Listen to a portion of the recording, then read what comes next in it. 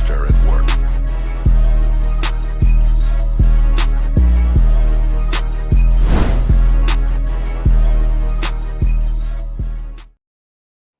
Welcome back, man. It's E-Lab Thursday Pod. At the stop sign, I'm your turn left host, onto Mitch. Homewood Boulevard. My co-host, Tevin. We got a special guest with us. You know what I'm saying? Kayvon, you know what I'm saying?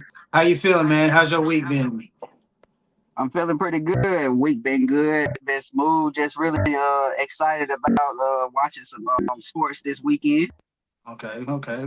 Tev, how about yourself? Man, hey, this week has been crazy. Got some big news on the personal side, but opportunities open where certain doors shut. So I'm good, man. I'm just trying to get on this content, focus on the pod, ready for these games this weekend. I got the gang on, you know how we Okay. do it. Well, So real quick before we're supposed to start talking about football, but locally, some things happened recently.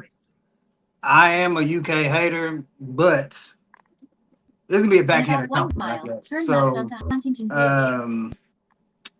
y'all played a game last night against LSU. Y'all was down 18, came back. Let me get a backstory. My homeboy, y'all talked about Louisville. Anytime Louisville loses, every morning, hey man, good morning, man, and he'll post the score of Louisville losing. So I was ready. I was like, oh, they down 18. I said, I can't wait.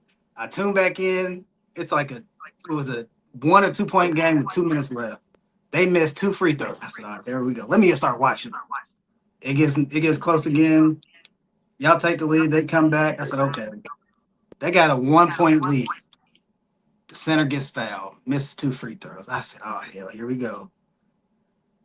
And then right there, I was like, is this 1992 Christian Laettner, Duke versus Kentucky, Malachi Moreno? Only reason I'm giving UK props is because of Malachi. That's the only reason. Because he's a Kentucky kid.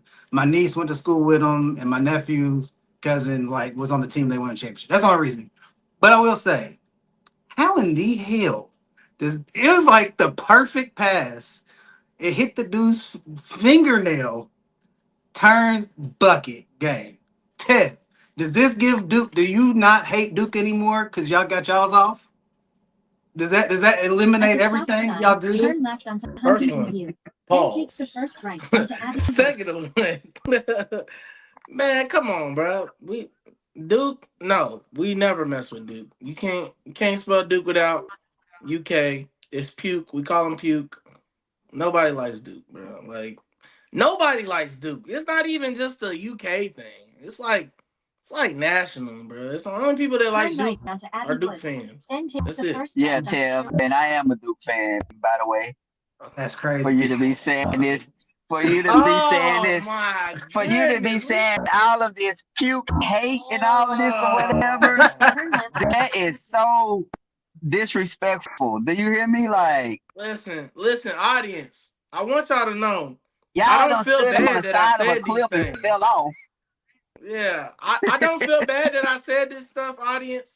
I'm Next stop upset sign, because me and turn right. Kayvon pre-show we were having such a vibe, and he did not let me know that he was a puke fan. So it has changed the whole vibe of the show.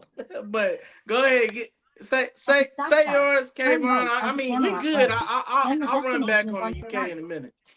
Okay. Yeah.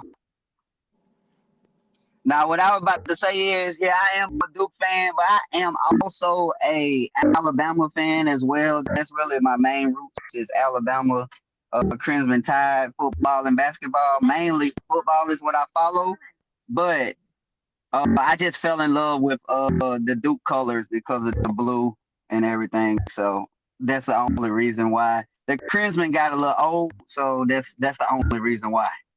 Well, since we're here, you say you an Alabama basketball fan too? Yes. Hey Tevin, did you know the other night, my sorry Texas Longhorns put BTA to them Alabama boys? That's crazy. That's crazy. And we're trash. They And we're they terrible. did. They We're did. terrible. They did. They Hey, did. Y'all, Right before that, Mississippi State beat Texas. and then we Return. lost to Texas, and then we came back and we beat the stew out of Mississippi State. So Yeah, I no, don't you know. return. But actually, our star rookie was out that game versus Texas. Actually, Phelan did not play I'm glad you said that. So you can have that excuse, but Louisville fans can't have it with Mikael Brown. That's because crazy, ain't it? Louisville. Listen here, Louisville is more of a basketball Yeah, for son or whatever than Alabama basketball. that's a fact. That's a fact. That's a fact. So Okay, y'all don't get to have that many hiccups. As Alabama is known for the football core.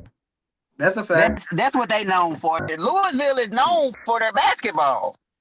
Okay, I can respect that. Okay, y'all want to talk college football or NFL first?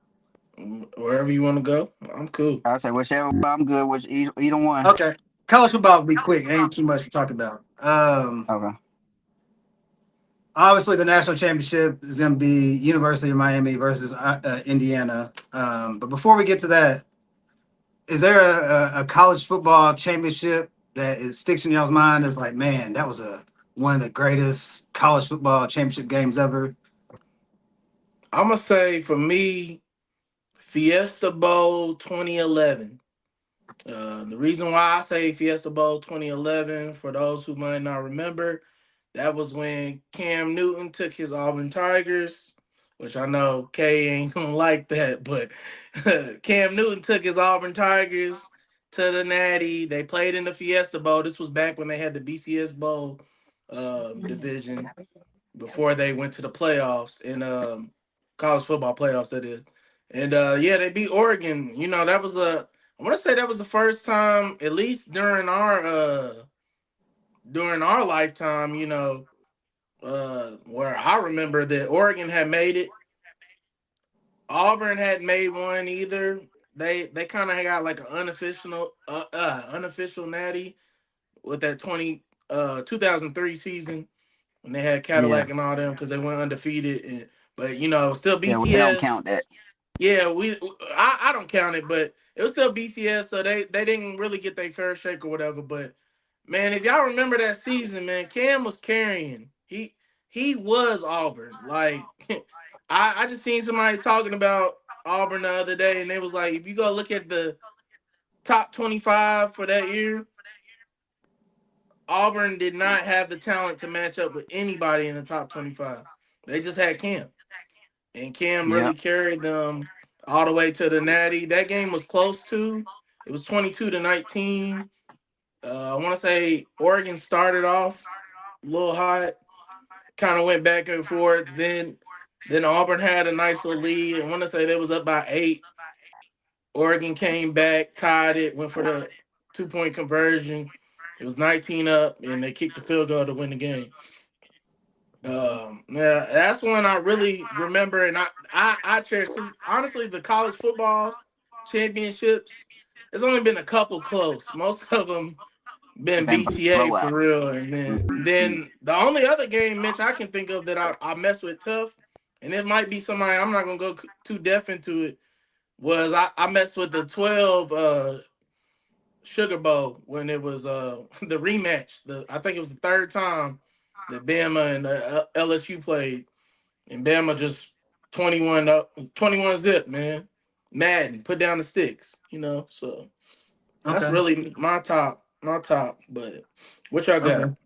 Kayvon, what do you got? You being an Alabama person, you should have at least one memorable. Got a I'm just few. going to say that mine is it's going to sound biased, but it's absolutely when Jalen Hurts goes when Jalen Hurts is we're playing against Georgia and Jalen Hurts gets benched and everyone thinks that that game is over with and Georgia has us by 13-0 at two half. touchdowns at least right now Mhm. at half and Nick Saban does what Nick Saban does. He makes his halftime changes and he switches up how he needs to switch up. And they put Tua in the game for Tua to start for in the championship for the first time. And when I say our offense changed dramatically, it changed dramatically. And seeing that game go to overtime the way that it did, and seeing Tua on third and forever throw the touchdown to Devontae Smith and the game be over instantly like that was like it was a great game because of Georgia fans hate us and it just made them hate us even more because of dang, we just gave one to y'all again. But we went and took it. That's how we look at it. Okay. So that Yep. was one of the better games. You had a lot to choose from. I was gonna talk about an Alabama game, but since you did, I'm not going to. I'll talk about my team, I guess. Here we go. The Rose Bowl, everybody knows, it's probably the most iconic championship game. Texas versus USC. It was a back and forth game. USC scores, Texas scores. Landell White's going crazy. Reggie Bush is going crazy. You good? Like the problem, like Reggie Bush, for some reason tries to lateral the football, fumbles. We get the ball, we score. Freaking Landell White, I think it's 4th and 2. Or maybe 4th and 1. Reggie Bush is on the sidelines, which is crazy to think. But Lindell was killing that bad that we were like, all right, it's a given, just give it to Lindell. Lindell gets stuffed. Vince gets it, drives down, and has that rushing touchdown, the iconic. All the confetti's come down, and Vince Young has the rose, paws in his mouth, and it's like he just going like this. So that game was just crazy because it was just a back and forth game. I want to say a Georgia game. An Alabama and Clemson game, because those games are crazy too. Oh yeah. So it Bama has a lot to choose from when it comes to those games. But anyways, Miami, Indiana. Kayvon, who you got?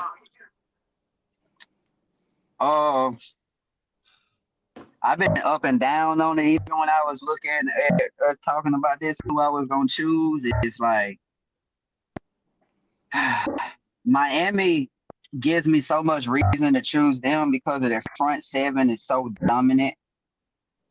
And Carson Beck is so hard to believe in these type of moments. But also I look at Carson Beck is the only person who's been in these type of moments consistently.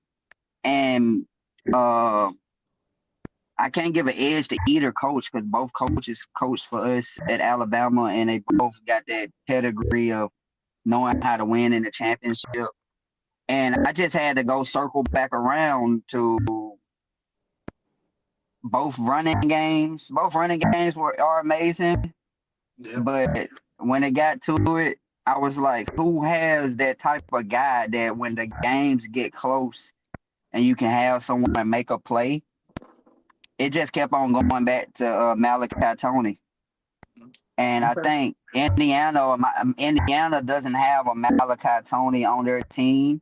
And Miami is grateful to have a freshman like Malachi Tony to have on their team too. So if this game gets close and Miami can keep it with their defense is strong, I can see Miami pulling a game off because of being able to depend on Malachi Tony like Ohio State depended on Jeremiah Smith last year. Okay. So, Tevin, what you think? What I feel like you're gonna 100% disagree. You know, Tev got his takes, man. Kayvon strongly disagree with you, brother. You just said they don't got a Malachi Tony, and I understand Malachi Tony special. Mitch has definitely been the advocate for Malachi Tony outside of Zell, of course, because that's his team.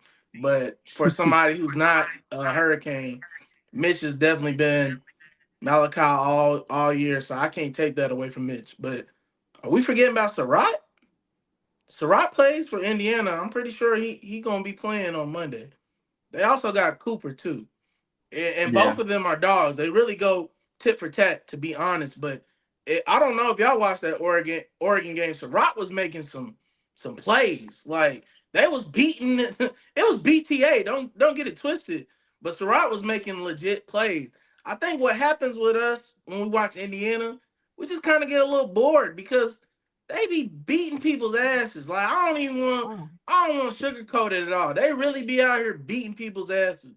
And for me to think that Miami is going to be the one to change that, I'd be crazy as hell, man. Like I like the movement Miami got going. I can't hate on them. Like they definitely bring in that energy that makes you want to hit hit the hand back a little bit and hit the U, but nah, B, it's dead on Monday. Like Mitch has been talking about, that man, the head coach. He get that stern look on his face. He don't never look happy. That's how they play. They always playing like it's never good enough. And they're the best team in college football, but they consistently play like it's never good enough. They remind themselves that we ain't got all these superstars on our team with the big names. Hell, they was just showing I seen a clip of Fernando Mendoza at Prime's camp back in like 2019. Nobody probably really knew who he was. He was just sponging up, getting some free game from Prime. That man has worked his ass off to get to this point. And yes, we talked about how Mendoza is not spectacular. He doesn't shine to you, on paper and when you look at the film, but he just makes all the right decisions, man. That's why he's the Heisman winner this year. Nobody else really did anything to take that from him. So when it comes to Monday, I hope it's a close game because that would be fun to watch. But it's gonna be at least 2 scores, if not more, man. That's where Okay. I'm at with Yeah, it. yeah, Tev, I can see how you can disagree, but the reason why I say this is if you really soundly look at the film for Indiana's offensive coordinator is Dylan G known for telling his quarterbacks where they need to put the ball at. And if they don't have the throw, he always has had an athletic quarterback that could just get out and just get as much as they can get and get down. That's why if you look at the offensive coordinator, his offense has always been pretty good. He just hasn't been with a coach how where he is right now, except for when he was with him at the small school before they got here. But he has a lot of predistinguished throw the ball to these places. There's a reason why a lot of these places that he throw the ball to is wide open wide receivers because of it's based off of their scheme. So you see when, even though it's BTA on us for Alabama, you seen when at first when Alabama came out the door with blitzes that they hadn't seen before, that he instantly balled up and he took those sacks or he didn't throw the ball. It's not until our defensive coordinator decided that he was going to take pressure off and they figured out where pressure was coming from, that these wide receivers was wide open again. And he was sitting back there all day being able to make these throws. Oregon never got to him at all. They knew exactly what Oregon was doing because Oregon kept the same defense that they ran against them in the regular season. I don't know why. They stayed in the same scheme and it didn't change up. But I can admit to say to you about their wide receivers are amazing and they can make the throws wherever he put them at.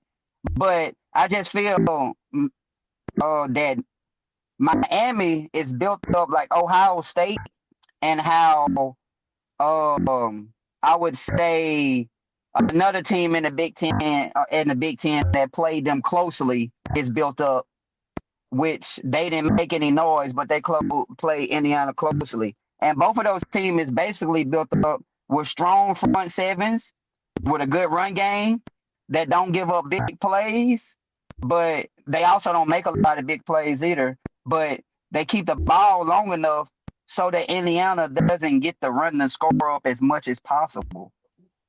So Okay. that's why I feel like it'll be closer in this game. And if it comes down to like Malachi Tony having to catch a little quick screen or them doing some trick play that Indiana ain't never seen before with him being in the Wildcat or being their quarterback on those plays, then I feel like he can make a lot of noise in those plays. Even though I'm leaning towards Indiana too, Tev, I just feel like if Miami can make the game like that, that's why my take for Miami to win the game is that's their way of winning the game. If it doesn't go that way, then they can't win this game. It's gonna be a blowout. Okay. Yeah. I'm actually with Tevin on this because I haven't been high on Indiana. I wasn't a believer, but like he said, the way they've been BTAing people, we've talked about last pod. They don't have the 5 stars, the high profile names. And I hear you about the schemes and stuff that they might throw plays I've never seen before. But that's one thing about Kirk Sudnetti. Like he is well prepared. Mm-hmm. Like it might be a trick. They might get. I haven't seen it, but they might get beat on a play. But it's not going to be too often. They keep everybody in front of them. They really don't miss too many tackles. They don't have big explosive plays against them defensively. And like even Miami, like they tackle good too. They both teams tackle. They hit. They out there hitting. Indiana's hitting too. But Indiana can run the ball. They can also throw. I disagree with the coaching being equal. I think Kirk Cincinnati is like one of the best coaches in college football, just off of what he's done the past 2 years. Like it's first of all, it's Indiana. Like we said it last week. Nobody thought Indiana would be here, and they're not a powerhouse, but they're on their way if you can continue this 3 or 4 years. But I just think Indiana, I got Indiana winning. I don't know if it's gonna be close, but if they let it be a 14-point game, I don't see. I haven't seen Carson Beck be like, all right, man, we're down big. I'm gonna will us to victory. It's always been a very close game. Even last week, it was a close game. He made that game. It was a great game winning drive because throughout 3 quarters, he really wasn't doing too much. Yeah. But they can't rely on the running game with Mark Fletcher because he's a good running back. But I just Carson Beck does have the experience, but I just think Mendoza, man, I think he has what, like 6 or 7 incompletions in the playoffs, the college football playoffs. It's like he's been very accurate. He hasn't been. The key thing is turnovers. Who do I think is going to turn over the ball over less? I feel like it's going to be Indiana. Because Carson Beck, you never know. Hopefully Carson Beck proves me wrong. Because he proved me wrong in that last drive. But up until that last drive, man, this Carson Beck's been pretty mid. He's been underthrowing the football. He's had people like had to slow down, try to come back to make a catch. Malachi Tony, you said it.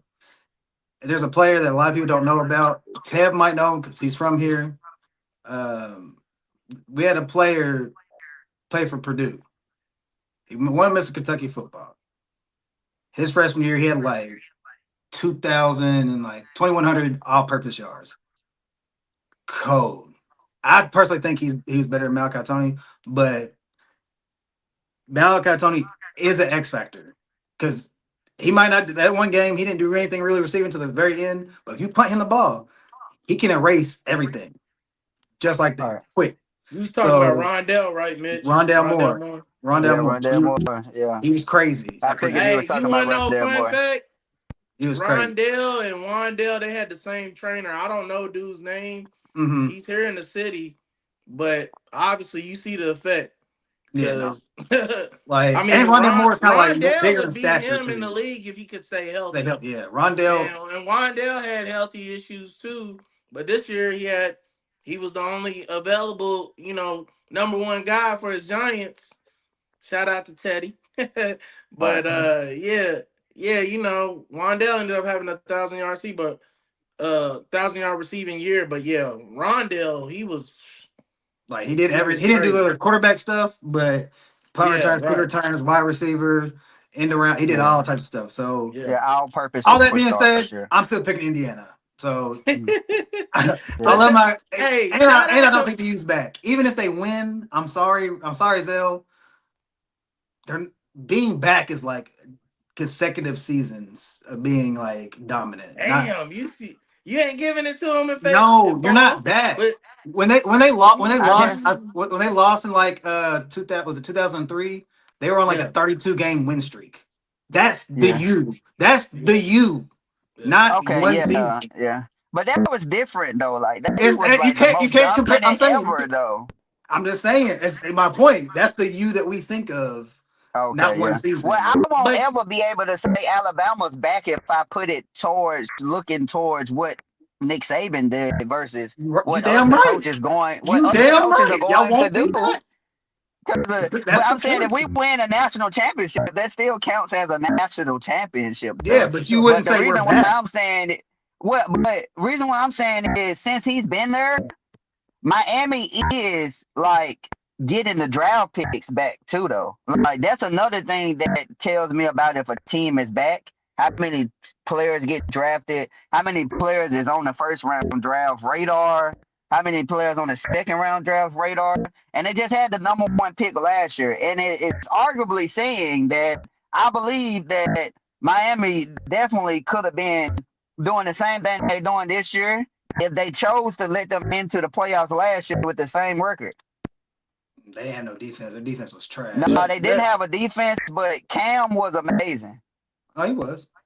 My rebuttal to that, though, just came on. The thing when we say back, it's not about getting draft picks, getting results as far as on the court. It's the culture, right? Because, like, as a UK fan, you know, we had our phases. We had Rick Pitino. We had Tubby, who didn't get a fair shake. Yeah, he didn't get a fair shake, but we know we can go into that. We can deep dive into that for another conversation. And then we got Billy Gillispie, right? With Tubby, we still was in the conversation. Like, yeah, we didn't win the Natties, but we was in the conversation. When Billy got there, shit hit the fan, and it was bad. It took for them to bring in Cal, and even though he only got 1 Natty, and yeah, he went to a couple. Well, he went to a few, but even though he got 1 Natty, bro, the culture was back, and you can't just. The culture is different than winning. You can win one and then not win again. Like, it's like, look at LSU. LSU, they had weird periods. Like, they won in, like, what, 03 or 05 or something. Then they won again with Les a few years later, like 07.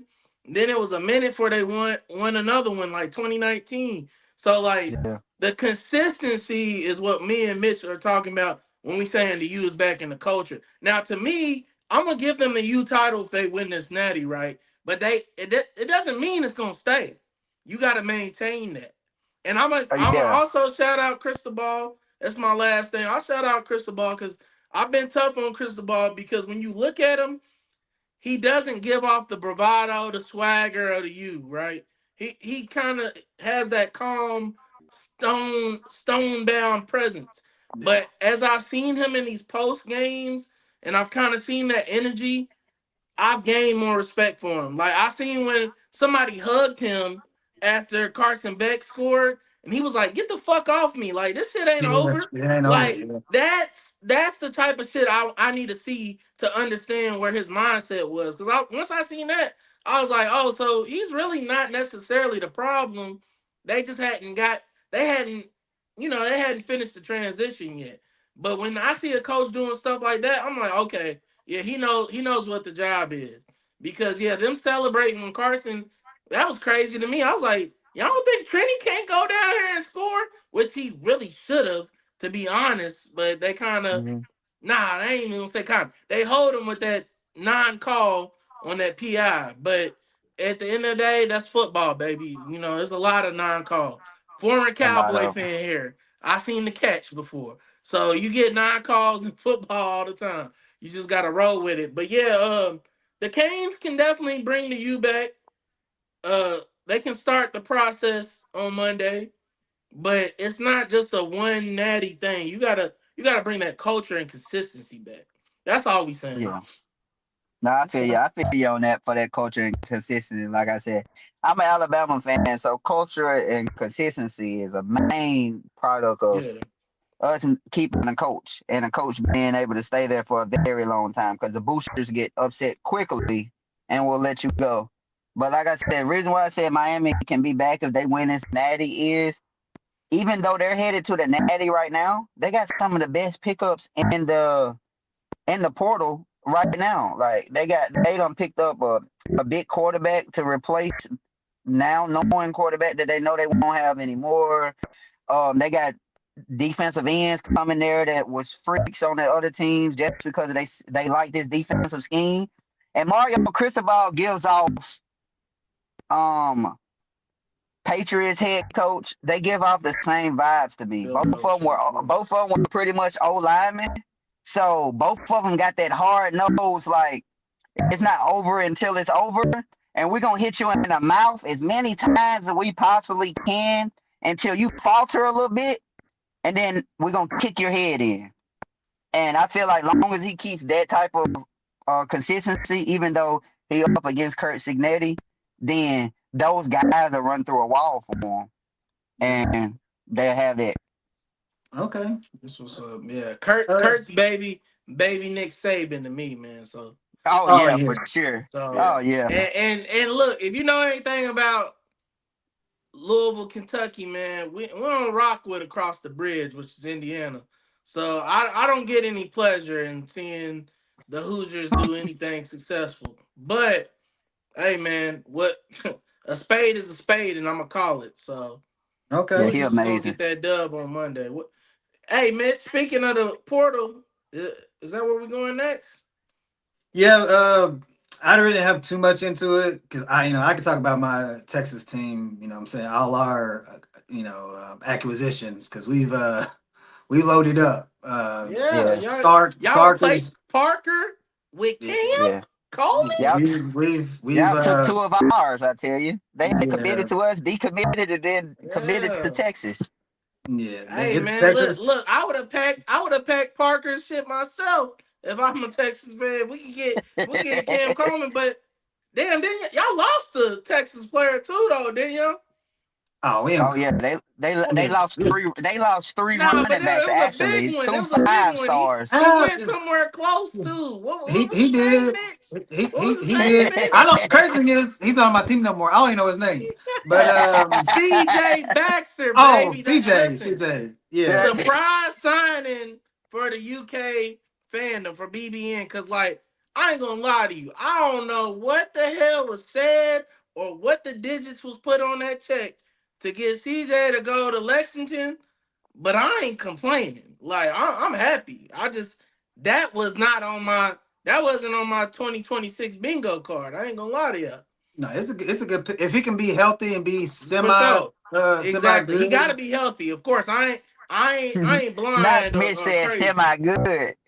I'm just saying because Mitch, coming off his you injury, know bro, it's CJ tough. good, man. Coming off his injury is tough though. Yeah, if That's he the if he thing. heals, he's gonna be elite. If Yeah, he's like if he Oh yeah, if he's he's now if going he gonna to gets be be back to where elite he elite, for sure. was, yeah, then for that's sure. a hell of a Because I pickup. think I think we lost. Did we lose Seth McGowan? Was this his last year of eligibility? I'm not for sure. I know y'all just lost y'all's other running back. He transferred. Yeah, he Which one? Marshall. transferred. Dowdle. Dowdle's cool. Yeah. Yeah, he Marshall. transferred because he came, thought he was gonna start, and everybody had pretty much they had watched Seth McGowan because he was a big recruit coming out of high school, but then he did the armed robbery dumb shit. But Mhm. hey, if he can come back, we far. Like we're good with. I was cool with Seth, but if CJ's healthy too, Man, I'm glad that our people that ain't good enough to be on our roster. I'm happy for Kentucky, man. Hey, man, I'm hey, glad. Louisville pretty much did the same shit. Y'all took everybody that I mean, I like some of them boys, but Oh, we I don't not care. losing no sleep. I don't care about that stuff. I'm talking about Texas. You know what I'm saying? We talking about Yeah, national yeah, champ. We yeah. I talking about know you national be championship flipping. teams. Yeah, You know what I'm saying? but We got hey, rid I'm of just saying, CJ. man. Starting route. We got Raleek Brown from Arizona Proceed to the State. route. We Yep. got a lot. We got Y'all a got lot some of running people. backs. Yeah, y'all got some dogs. And So we might get one more former Texas guy no, DeAndre Moore. He went to Colorado, man. He's already gone, man. committed today. Yeah, he's gone. He's gone. Okay, that's what's up. Hey, And hey, listen, that's my secret team. yeah, So I'm it's cool. okay I because love Prime. they're 5-star offensive lineman. I think his name is Seaton. Seaton He just left. he left, and you know where he's talking about going, right? Probably Texas. I'm Where's he just from? I'm not for sure. I want to say Georgia, but uh, Hey, he got so 2 days. He might go back. So don't so bank on him. the crazy thing about Sark is like, man, forget these freshmen. Like in recruiting these high schoolers, he said, I'm gonna get these proven guys that's in the portal. Because last year he didn't. He had probably got he got a lot of defensive tackles in the portal because we were real weak there. We lost them in the draft. And he's like, oh, we're gonna develop these players and Yeah. just get defensive linemen. And he's like, nah, man, forget that. We're gonna get these vets and bring them in. I'm for it. You know, so you got Texas, you got the money. Go ahead and pay them what they want, man. So The thing is, Mitch, you already got the freshmen that you need because they're gonna be sophomores next year. Yeah. Y'all good, bro. Like, and what a lot of people don't know, they got some dogs in that wide receiver core that y'all ain't really got to see yet.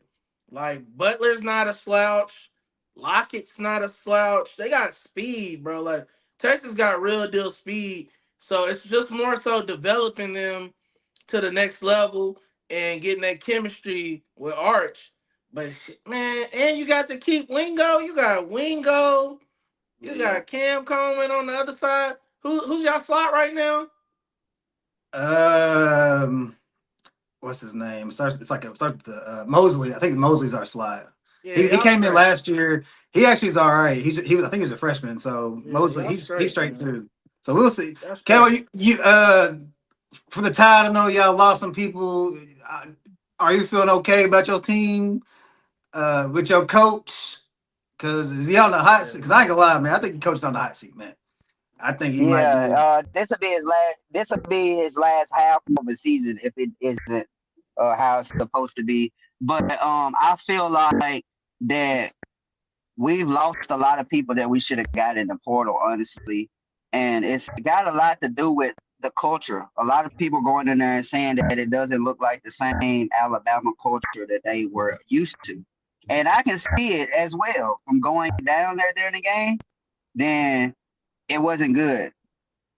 Hmm. So I would say that Ole Miss has been winning the portal. Not Ole Miss, I meant LSU has been winning LSU. the portal. If you ask me, Yeah. as much as I'm from Mississippi, so giving him the props that he wants because of leaving Ole Miss, but he went over there working his tail off. A lot of people don't say the part of how Ole Miss was doing him as well. It wasn't all his fault. And everyone, he keeps on being the scapegoat in this whole thing. When I know a lot of the boosters who were talking to him, so on and so forth, and allegedly they didn't give him a chance to say if he was going to stay for the playoffs or not. He wanted to stay and coach and finish all the way to the end and then leave to LSU. So no coaches would be leaving, no players would be leaving, so on and so forth. But when they finally just decided that, hey, you're not going to be able to say nothing to his anymore, his players, he's like, okay, I'm going to do this thing how y'all doing it then. I'm gonna be as dirty or as y'all are being, and I know I'm gonna make the ESPN and everything, but I'm okay with it. So, Okay. far as like I said, far as y'all though, Miss Texas, I feel like y'all been amazing. I feel like the pickups that y'all had is right where y'all needed it at. Y'all was missing an elite wide receiver on the outside, and y'all got that in Cam Coleman. Um, Hollywood Smothers is a next level running back that y'all are used to. He plays just like Jaden Blue. If you ask me, actually, reason I was so happy about him signing to Alabama at first because he gave me those vibes of Jahmyr Gibbs coming to Alabama around the same time in his career after being in a subdue O-line. Then he got to a great O-line, which I think Texas always has a great O-line. And he's going to be able to hit the second level, and guys aren't going to be able to catch him. Yeah. It's gonna be a crazy tandem back there in that backfield. It's gonna because Raleek Brown, he played at Arizona State. Not a lot of people know about him. He's not. He is nice, okay. And I think he's actually like Jaden Blue too. He got speed. So, Hey, you got anything else with the portal? You got yeah, I was anything about to else? say, man, it was some crazy stuff with the portal. First of all, we lost. Dang, we just lost Brody. But first of all, I ain't like he ain't shout out my squad because we number 7 in the top 10 for the transfer rankings. So we got it's cool though. I like when I'm on the underdog and people ain't messing with me. Peep the hat, So I like being there. But nah, bro, I seen that Penn State, and Oklahoma State are in the top 5. I'm like. Yeah, I they got forgot. new Who's their coaches. coaches? Their coaches left and their players left with them basically. Right. So that's why they're number. Not saying that I'm not hating on them, but like if your coach leaves and takes his recruits with them, they're gonna have more numbers. They're gonna get more transfers because they're transferring. Facts, So but they rank it based on the quality. So yeah, so no, they're they had getting good players. So they're good players that went are they're going to Penn State. It's not like yeah. because I think the Penn State coach is he the Iowa State coach, coach? Like Okay. he left and he took his good players with. It's not like he left Yeah, and fact. he's taking people from Texas or Alabama. He's just Where's taking. Oklahoma State coach from? I want to say that was like two. I could be wrong. I want to say it was like Tulane or something or North Okay. Texas. I think it was North. I think it's North Oh, Texas. It was because they okay. took Yeah, because I they was had a gonna good say they running back. squad and they got a lot of transfers, but like you said, it's based on what they bring with them. But yeah, that's kind of crazy to see them in that top five. I mean, seeing us in the top 10 is crazy too. So Yeah. we're not overall. I want to say we like 40 or something because our high school class ain't it's okay, but he just got there too, and I'm almost certain he was like, I'm not worried about high school this year. We're gonna focus on the transfer portal. We'll look at high school for next season, but this year it's about getting these transfers in first. So Okay. I don't think we got an Oregon transfer at all either. Probably. Yeah. I haven't So really. I either haven't he seen was it. keeping it cool or they just wasn't rocking with. I mean, that is to go from Eugene to come to Lexington, like That's a no unless you just disrespect. front. It's a if you're a 5-star, you're not gonna go. It's not trying to be disrespectful, Kentucky. Nah, hell no. It's like that. It'd be a big like you go from Oregon to Ohio State or Oregon to Texas or Oregon, Mm-hmm. maybe Alabama. But now, granted, if you're like a third stringer, you might still go. You might go. But Yeah. If if you're you're a a top 5-star receiver, third, fourth stringer, yeah, yeah, you might. So he might have a couple. I haven't. I don't think it's. First of all, a lot of their players went to the draft. Like are going to the draft. So yeah, for sure, that might. But he's still getting people that he wasn't expected to get. So people probably didn't think he was gonna get C.J. Baxter. And they got C.J. Baxter. So, for sure.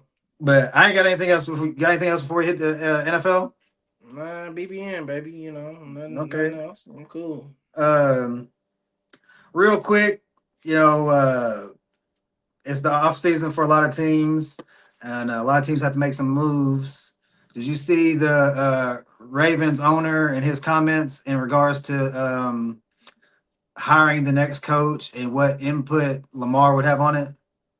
Yeah, I had seen that prior to those comments, he pretty much they were like, "How long did Harbaugh really have?" And he was like, "A week." like he was basically saying we was gonna get BTA by them Texans boys too. Shout out to them again. So he knew the vibes. I think Harbaugh was on his way out regardless. But yeah, I seen that they got Lamar going to be in the final rounds of interviews to figure out who the next head coach is, and I love that, man. I mean, Lamar is the future and the present. You feel me? Like he needs to be a part of these contributions, and I hope they give him a head coach who brings in an OC that is more quote unquote Lamar friendly. I've seen some of the comments from Todd Monken. I don't think Todd's a bad guy. I don't think he had ill intent, but I just feel like he never catered his style and his schemes to Lamar. It was more so like, these are my scheme. Lamar, come figure this out. And it's like, bro, if I got a generational talent like Lamar, generational talent slash player like Lamar, hey, bro, what do you want to run? Like, what's your input? Like, give me some schemes that you feel like fit you. Cause like, why wouldn't I do that? Yeah, It don't make sense. So I'm all for it, man. I'm glad to see it. And So we gonna the controversial part of it Before you was start, the consider owner. viewing He said that Lamar will have input, but he wants to make it known like he has no power. Like I have the power. I'm gonna say, which is that's true, obvious. but people are like saying it like the white man and Yeah, saying it's like that's why like people on are some taking it. overseer, Yeah, slave ownership. like he And has no power.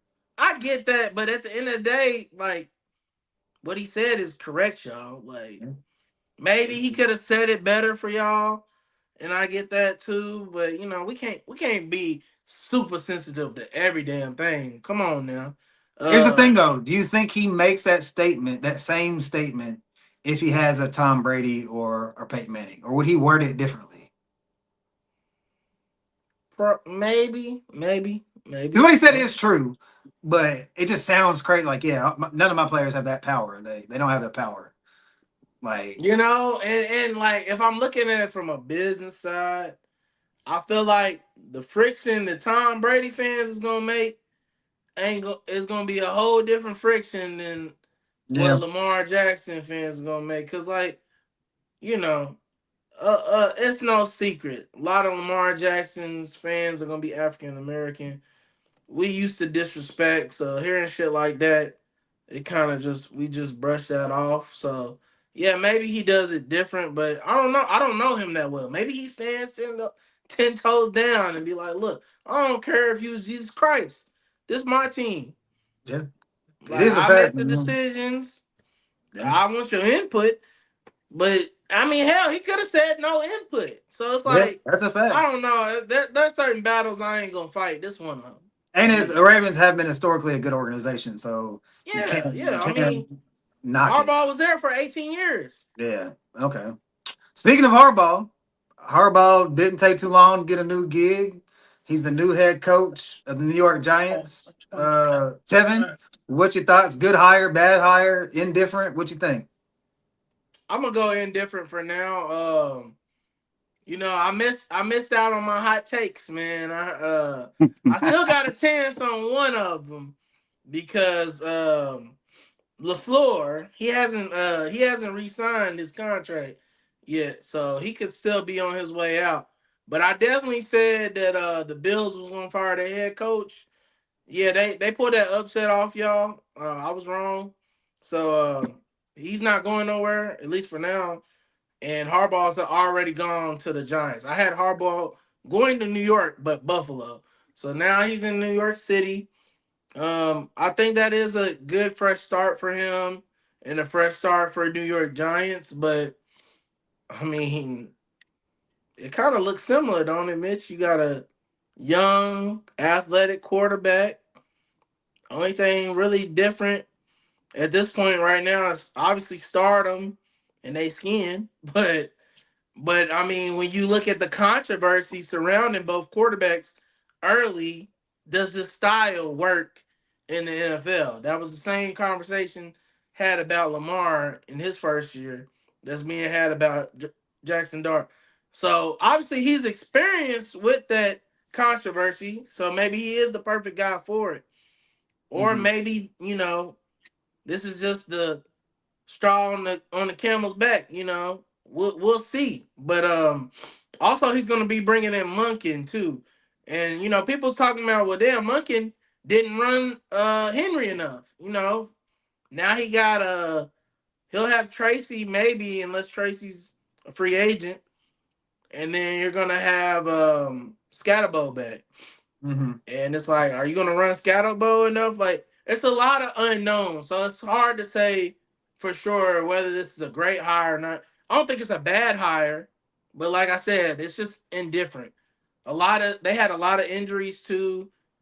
They're gonna have guys coming back in. We don't know what their vision is for the future as far as team schemes and play styles. So we're gonna see. That's where we at, Mitch, with it. We're gonna see Okay, what you good. think, Kayvon. Or you got Um, something, Mitch? Go ahead, Kevin. I was about to say that I'm indifferent like you, Tell, because he hasn't showed me nothing in the last decade for real that let me know that he's gonna be able to take a young team like the Giants anywhere. He's always had to have something fall in his lap, like some type of elite guy that falls in his lap in order for him to be successful. And I just don't see it in New York. No one really wants to play for the Giants. But then again, if Jackson Dart turns out to be what they plan on him to be, then maybe that could help him out for him staying there for a little while. But I really think this is just a safe hire It was someone who's been to the playoffs before, someone who's won before. Something I can't take away from him is that he is a leader of men. He is a good leader, and he doesn't falter from his leadership no matter what's going on with the team. If they're losing, if they're winning, he keeps the same mentorship. He keeps the same leadership. When he's talking to the media, he talks to the media the same way. Hey, this is my team. I'm standing behind my team. Lamar Jackson is my quarterback. Consistently, people will go against Lamar Jackson, and he never would take that bait and go against Lamar Jackson himself because he knew what he had with Lamar Jackson. Even though sometimes people might have went against how he talked about Lamar Jackson, but honestly, to me, I thought he was on Lamar Jackson's side his whole time he was there in Baltimore.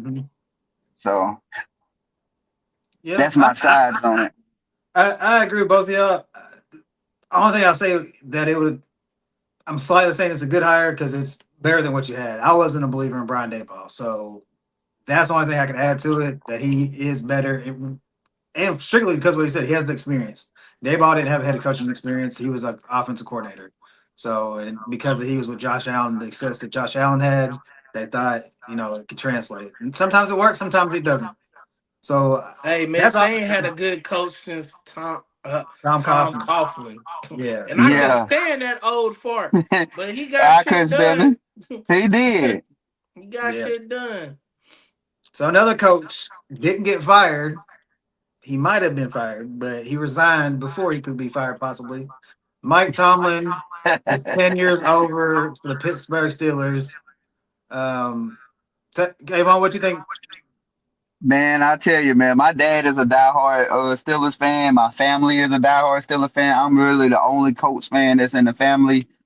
And when I say that it hurt their feelings to hear about him stepping down, and I was so excited, man, let me tell you, bro. Let me tell you, man. I miss playing Madden and seeing a Steelers defense that could hold up to any offense that was on the game. A hard hitting defense that they weren't scoring points on people. A defense that was fear. How do you have the steel curtain, but it ain't no curtain there no more? Only thing you got is steel from the name Steelers. And he keep on going on. We're talking about culture in football, right? And winning championships. The Pittsburgh Steelers had 6 of them. He was a part of one of them. He's been there for 19 years. Second all time, 19 consecutive years. Only other person who did that is who? The all-time great, who was at 19 years at the Patriots. And how many championships did he have there? He had a total of 6. Yes, he had the GOAT. Yes, he had the GOAT, but 6-1 is still a big debate. To be at a team for 19 years. And on top of that, I feel like his old school schemes have hit the curb. And he was getting offensive coordinators and defensive coordinators that were okay with being okay with what he wanted to do. Not ones that were going in there arguing with him or wanting to do what they wanted to do. They were doing what Mike Tomlin wanted to do. And he fired himself before knowing that they were going to fire him because of the Steelers don't believe in firing coaches. And he didn't want to put that on them, so he stepped down. So you think it was a good decision? So you think it was a good decision? I think it was an amazing decision. I feel like there is a lot of coaches out there that could make that Steelers team a whole lot better. We got to stop being so used to being so. One thing we can get used to as men is being okay with being good. But do you want to be great? Being 9-8 is good. Being 10-7 is good. But do you want to be great? Hold on, real quick. Let me counter that. Could I say that? Is it possible that the Steelers teams that they had offensively were so terrible that it was an accomplishment to be? I can't even help you. I can't even let you make that, bitch. You want to know why? Because he brought this old ass guy in there, Aaron Rodgers. He brought him in. No one else asked for Aaron Rodgers. He brought Aaron Rodgers in. He had a young black quarterback last year who was giving him his all. They were still winning. It was tough, but he knew the O-line was terrible.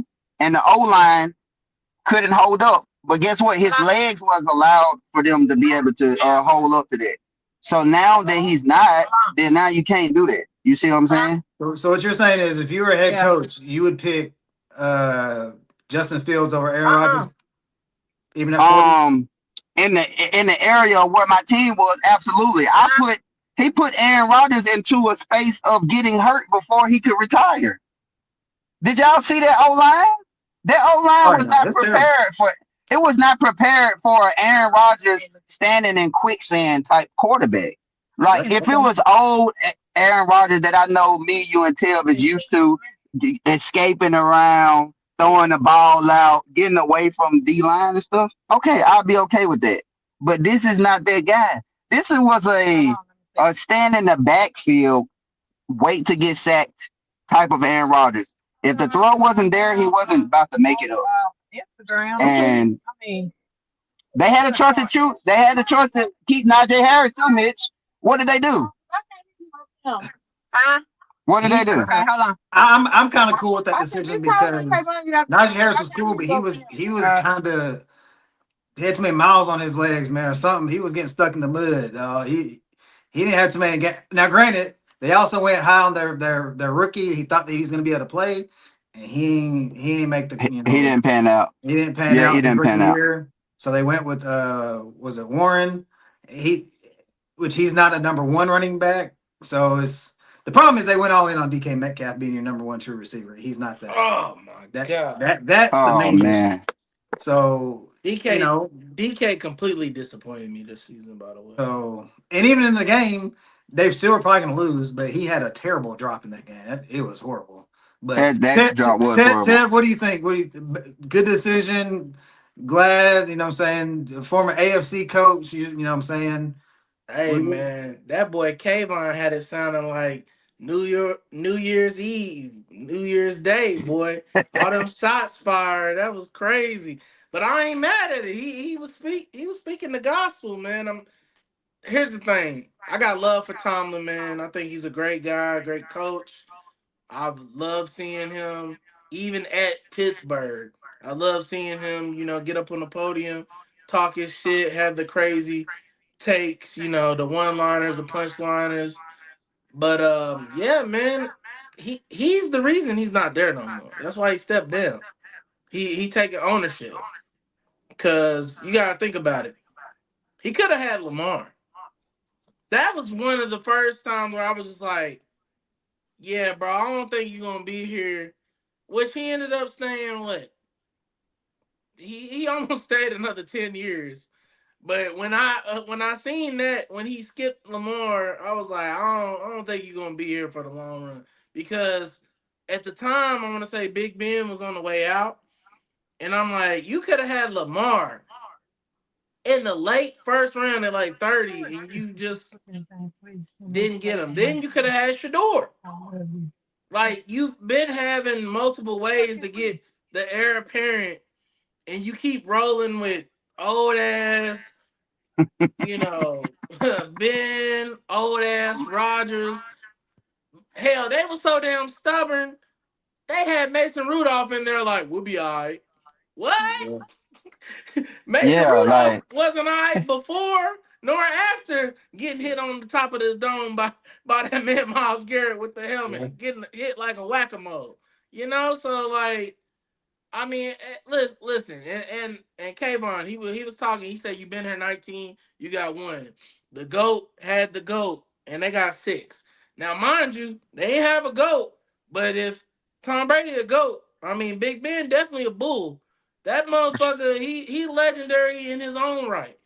You had Big Ben, you had AB, who was supposed to be the closest thing, if not surpassing Jerry Rice. Now, granted, we all seen the AB story. It did go left, but I think a lot of that had to do with the culture. Like, it kind of seemed like when that went left, he kind of was just like, "Hey, bro, I'm done. Like, y'all figure it out. We done with it, right? We ain't gonna worry about this BS." And I just felt like that was the whole bulk of your team was the Killer Bees. Y'all didn't re-sign Le'Veon Bell. Y'all let AB go crazy, and then Ben was just he was kind of like fed up too at the end. So it's just like, and you said something about offense. They had the offense, then they didn't, and then also they used to be known for the defense, like you said, Steel Curtain. I used to love, man. I was like Steel Curtain, more like the Cotton Curtain. Like it ain't been still for a Mm. minute, bro. Like Yeah. Steel City, and it's so many changes, bro. I think this was just one of those inevitable changes. Hell, the field's not even called Heinz Field no more. Yeah. I don't even know the name. I really don't know the name, and I'm probably just too stubborn because I don't care about the Steelers to learn it. But it's just like y'all don't even got the Heinz Field anymore, bro. My sister, shout out to Tierra P, die-hard Steelers fan. She said when Trump got made an honorary fan, on top of the fact they brought in Aaron Rodgers, she left. Now we H-Town down, baby, And y'all seen what happened, man. Y'all seen what happened. And she lived there. She lived in Houston, but we BTA them boys, and it was really sad because honestly, bro, I ain't gonna lie to y'all. Watch the game. It was a great game to me because I love hard nosed football. I don't care if the score is 3-0. I like to see people get active on defense. I play defense. But the Steelers had the crowd. The defense was looking good. That boy TJ was disrupting shit. They had our whole O line low key disgruntled, which threw off my boy CJ. He was looking goofy out there. They had every opportunity to win that game. And Mm-hmm. they let us stay up 10-6, and then we took off. It was over after Yeah, that. Once we got them turnovers, and that was just sad, bro. The way they went out was sad. They really shouldn't have even been in the playoffs based off of what happened with the Ravens the past 2 weeks. Honestly, it's kind of crazy because as bad as both teams played, neither one of them to me deserved to be in the playoff. They got a playoff spot because somebody's got to win the division. But the division, which is historically, at least in this last 10 years, been known as the hard nosed, toughest division, the AFC North, they was boo boo this year. Yeah. It was boo boo. they weren't good. So I just don't shout know out to why they've Tomlin, been man. known as that. What'd you say? What'd you say, Kayvon? My bad. I just don't know why they've been known as that. This great division. Like, how many Super Bowls have came in this great division in the last decade? You're right. It's more Zero. it's It's the like regular zero. season matchups. People get hyped Yeah, off the history and that regular season matchup. So yeah. at the end of the day, bro, much love to Tomlin. I'm pretty sure he's gonna be analyst, or he'll get a Hmm. new job if he really wants it. But it's up to him. His path is up to him at this point. But yeah, the Steelers, they need change. Aaron Rodgers definitely got to get up out of there. I don't know what the future look like for them. I know they're gonna Me need a either. quarterback though. I'll tell y'all that. Okay. Yeah, you had a chance to draft Shadir Sanders, but Mike Tomlin was a part of that reasoning of not drafting too. Okay. Speaking of the Steelers and Houston Texans game, obviously it was a dominant performance defensively. Um, where do you guys think? I know it's putting the cart before the horse because this playoffs haven't panned out all the way, but throughout this part of the season, we can say they have a possibly a historic defensive team. Um, wh- where do you think they fit? Could you jump out the window and say they top five defense all time, top 10? Nope. Are they? I got a couple of teams. Are they? Can you hold them to the same candle with like the 2000 Ravens, like the 0203 Tampa Bay Buccaneers, the Legion of Boom? Is it too early to say that because all these teams have won a championship? Or Yes. okay, so if they win, could you put them in that same light? We can't have this It's conversation until the end of the season, man. And I know you like to do this. I know this I'm is trying to your see. I'm trying to have you say they're the best defense ever, nah, I but I'm can't. I saying, can't. no, Listen, he ain't gonna put that I rat be poison jumping out out the there. window, y'all. Y'all know I'm gonna crash y'all. Nah, bro, we ain't completed the mission. You can't even rank us until the mission is complete. And we eat it. honestly, if we don't win a Super Bowl, it puts some stank on it because when you name those top 10, I'm pretty sure if you have anything in the top 10, all those defenses have a Super Bowl. I can't think of a defense that we hype up in the top 10 that didn't win a Super Bowl. Yeah.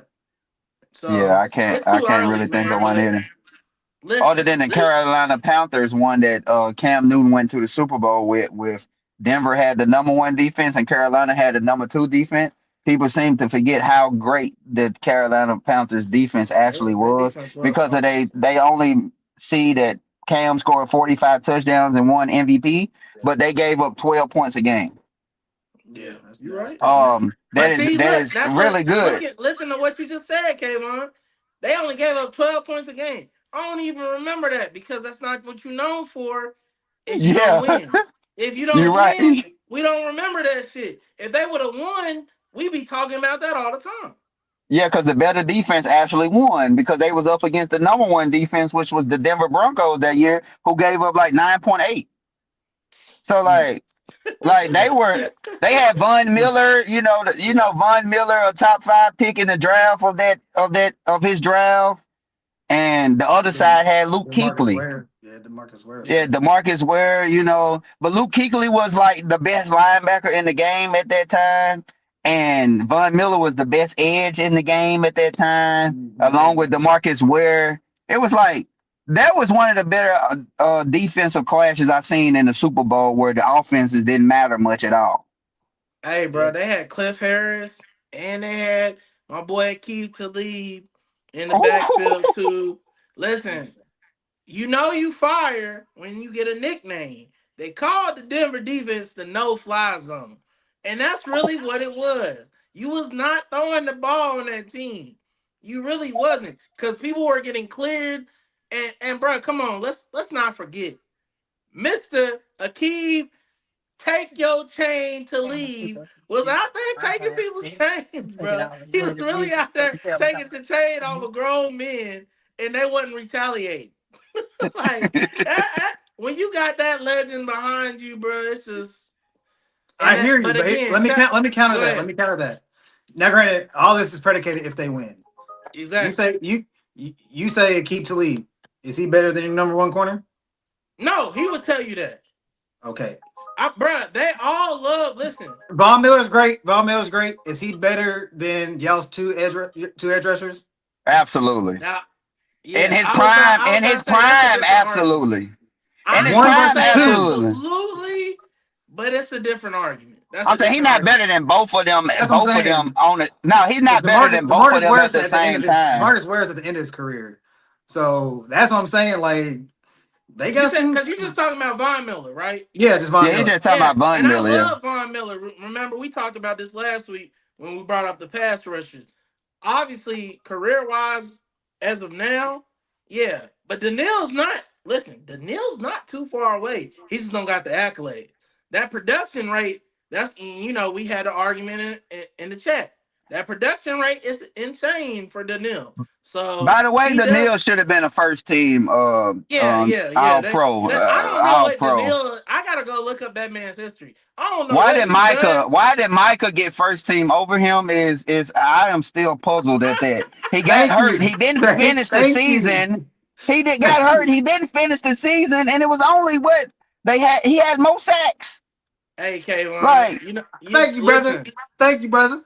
Thank you. Kayvon, you know what Thank it is, bro. It's a little Krispy Kreme every now and then. you. oh Whole my lot of glaze, God, man. man. That Whole stuff is lot of glaze, terrible, man. bro. They I love hate Micah, that. but I love Micah too. But honestly, I was shocked he was there.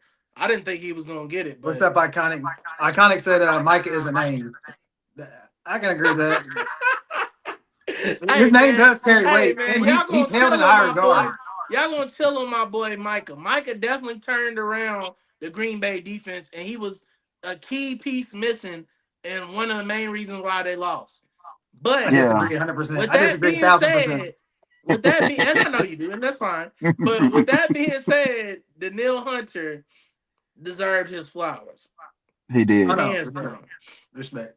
All right, man. Let's get to some of these recaps. Y'all recap the Saturday games on Sunday. So we talk about the Sunday games. Bills versus Jags. Uh, obviously the Bills win. What's y'all's thoughts? Did y'all expect it? Tab, go ahead. Hey, Mitch, what I say last week I'm not for when you sure. said I was a hater? Ah, shit, I can't. I be saying a whole I bunch of said stuff. they was pretenders, man. I told y'all. They was such pretenders, man. They had me fooled because I'm over here watching the game, and I was like, yeah, they're supposed to beat the Bills. I mean, it's the Bills. The Bills are getting carried by Josh. Eh, it is what it is. Hopefully, my team see him again so we can smoke him, so I can, go on my tangent. Nah, brother. They said hold my beer. They told me we gonna take care of that before you even get a chance, Seb. I'm talking about the last drive. You got a chance to score or tie, and you control the whole, bro. Like, as much as I wanna get on Trevor Lawrence's ass, pause, because Lawrence ain't it to me. Look, Sunshine ain't it. It'd be a moon in front of that sun quite often for me. But lot of clips game. But no, it wasn't his fault. It was I want to say it was Jacoby Myers. It's Jacoby Myers' fault. Catch the ball. It Catch was the a great. ball. It was a great defensive play though, because the DB did The get his hand ball in was that. yes, but the ball's on your hand though, Mitch. You know the rules. No, that's true. They didn't break it up. They hit you, which kind of caused you to throw off a little bit, but catch the ball, bro. That's what you get paid the big bucks for. You don't get to, the DB kind of threw me up. No, you catch the ball, bro. Or make sure that if you don't catch it, nobody else is catching it on the other team. Mm. Yeah. You gave the game away right there in that moment. And honestly, it was kind of crazy, bro, because like you was giving, which is crazy for you. You was giving Liam Cohen his flowers, former UK coach, and he did a great job, bro. Liam definitely deserves his flowers. Hopefully, I ain't gonna jump the gun because we seen things happen. We saw Doug Peterson go to the Jags. It started hot and then it crashed and burned. But hopefully, Liam has a bright future in this NFL, right?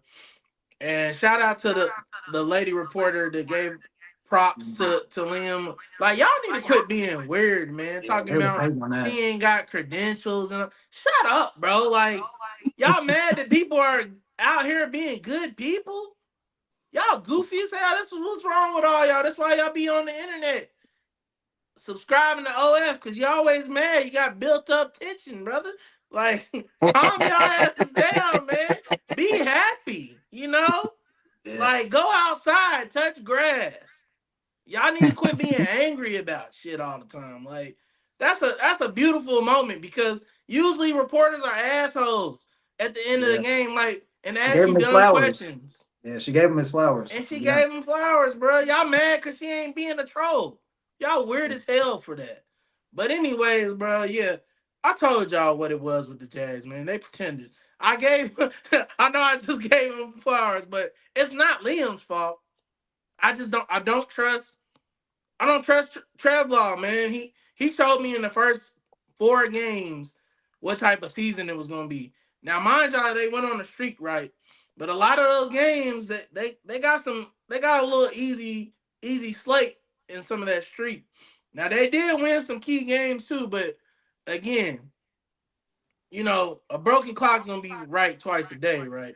You beat the Broncos. The Broncos still won the #1 seed. So with all that being said, bro, I seen this coming. I didn't see it coming in the wild card game against the Okay. Bills. But shout out to the Bills, man. I mean, Allen was out there, the bionic man, bro, and was going crazy and made it happen, brother. Okay. Kayvon, you got any thoughts on that game? Yes, man, because Josh Allen is my favorite football player in the whole world, even though I am a Colts fan. It's like growing up as a kid and you're not a Laker fan or a Chicago Bulls fan, but you can still love Michael Jordan or Kobe Bryant. Josh Allen is my Kobe Bryant for my Lakers, which is my favorite team. He is my Kobe Bryant. And reason why I say that is they keep coaches relevant. They keep coaches with their jobs. No matter how much hate that these two guys get, they get better each season. Kobe had all of the chances, to like give up, to quit when they was bringing up all of these allegations and different things and stuff or whatever. What did he do? He stayed in the gym, consistently got better and better. They told Josh Allen that he was just a big body with a strong arm, but he never was going to figure out how to pick apart defenses because of his accuracy never was going to match. What did he do? He went and worked out with basically a computer where he puts it on and he looks at it, and all of his training is with AI so that he can decide where he need to put the ball at so he can be successful. And I love stories like this.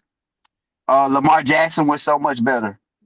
Pat Mahomes was so much better. Joe Burrow was so much better than him.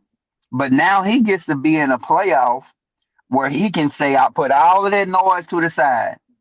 All of the eyes of the world is going to be on him, Josh Allen, because of all of those other big names aren't there. And now he gets to show people what a lot of us known a long time already, that he is elite. And as long as his defense can make enough plays for him, he will have them in the game to be able to win the game. No, Shout out to the Jaguars, but the Jaguars were never going to be the Bills because of, like he said, T-Law was never going to be able to match the output of Josh Allen.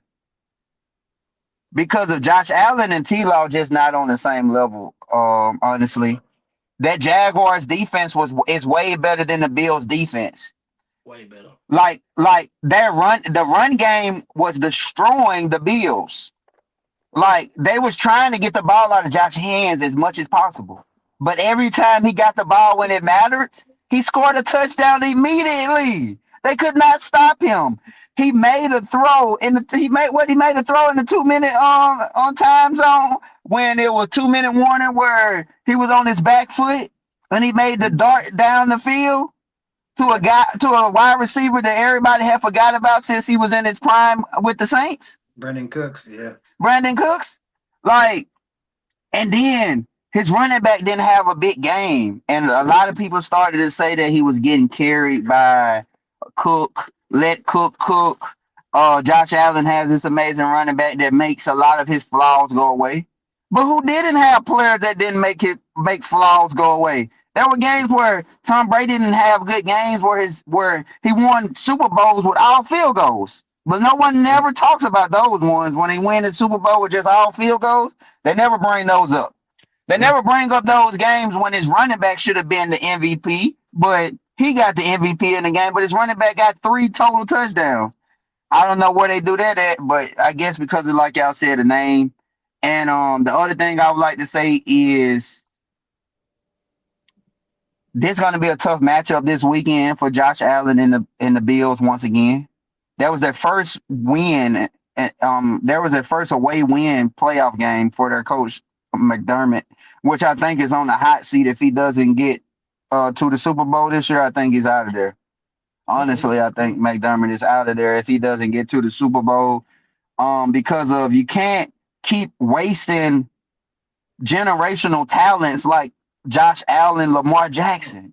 You can't keep wasting talents like that. Yeah. They're gonna look and see what the Ravens did, and they're gonna be like, okay, if Lamar Jackson can get a coach fired because he's not getting to where people want to see him at, then Sean McDermott can get fired for the same reason. But I don't see it happen. The Bills is my Super Bowl favorite out of the AFC. So that's where I'm at on that. Real quick, talk about iconic. He's known to be a super hater of Josh Allen. Yeah. And he said, "Oh no, we got a super Josh Allen fan. Maybe I need to tune in next week." Yes, you do. Yes, you do. He don't like Josh Allen at all. Yeah, Iconic's one of our biggest supporters, man. You gonna have him crash it down. Sorry, Iconic, but hey, man, listen. Just to follow up to what Kayvon said. Now, anybody who watch the show knows me. I'm a huge Jalen Hurts fan. I think I've even said on this podcast, Jalen Hurts is better than Josh Allen. Today, I'm going to say this to y'all. Jalen Hurts is not better than Josh Allen. Not right now.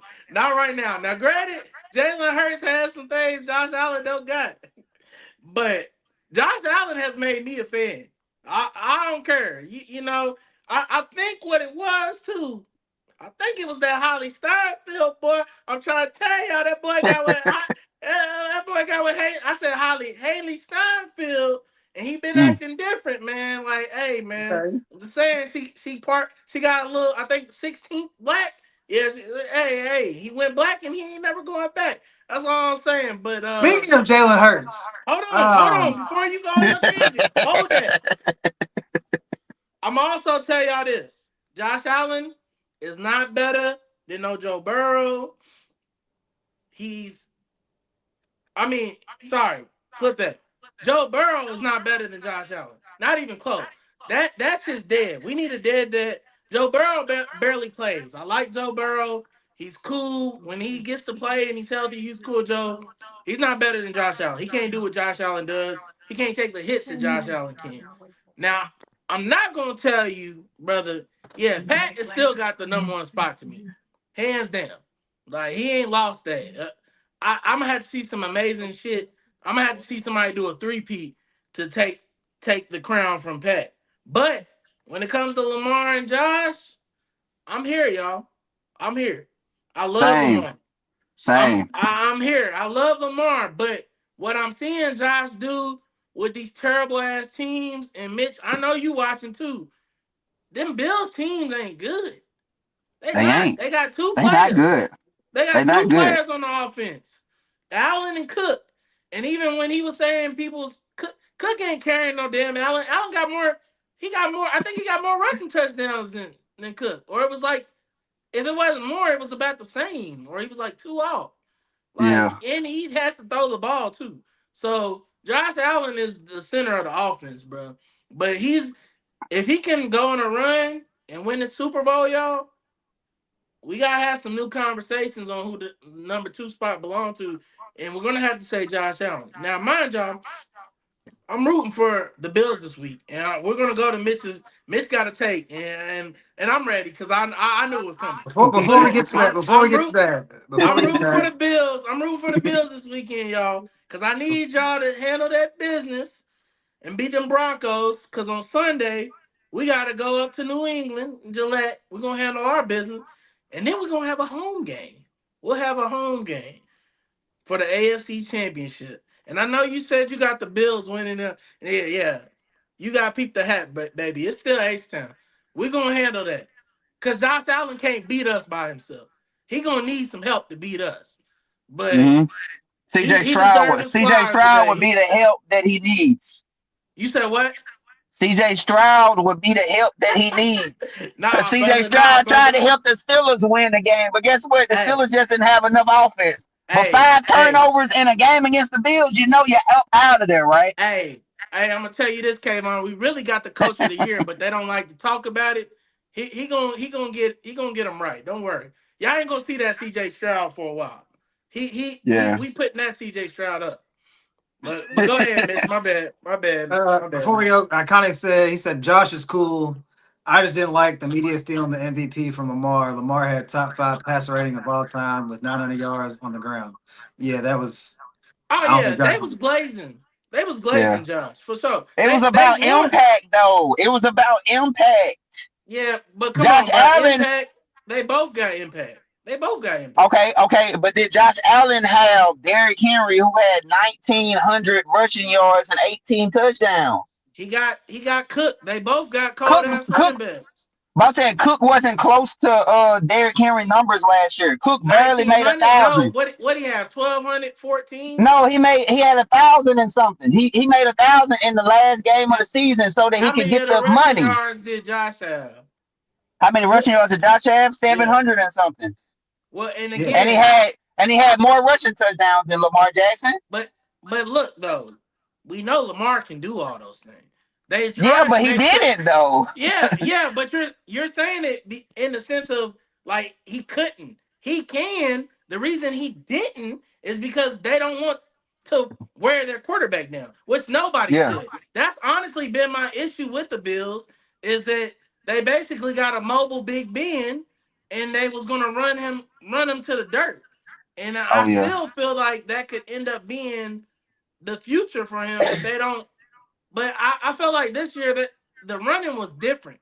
It seemed Hmm. more calculated this year compared to them Yeah. other years. Them other years, it's just like force feeding. You don't want your quarterback to run the ball that much. As much as we love to see it because it's good for us as fans and it's exciting, it doesn't mean it's great quarterback play. So that's why I'm Right. saying I don't have a beef with Allen getting the MVP because I knew the race was close. But we can't say it on either side, to be honest, that one deserved it way more than the other. Like it was neck and neck, bro. Oh And no, that what I Lamar, was saying. yeah, I was just saying it's Lamar, 1A, 1B.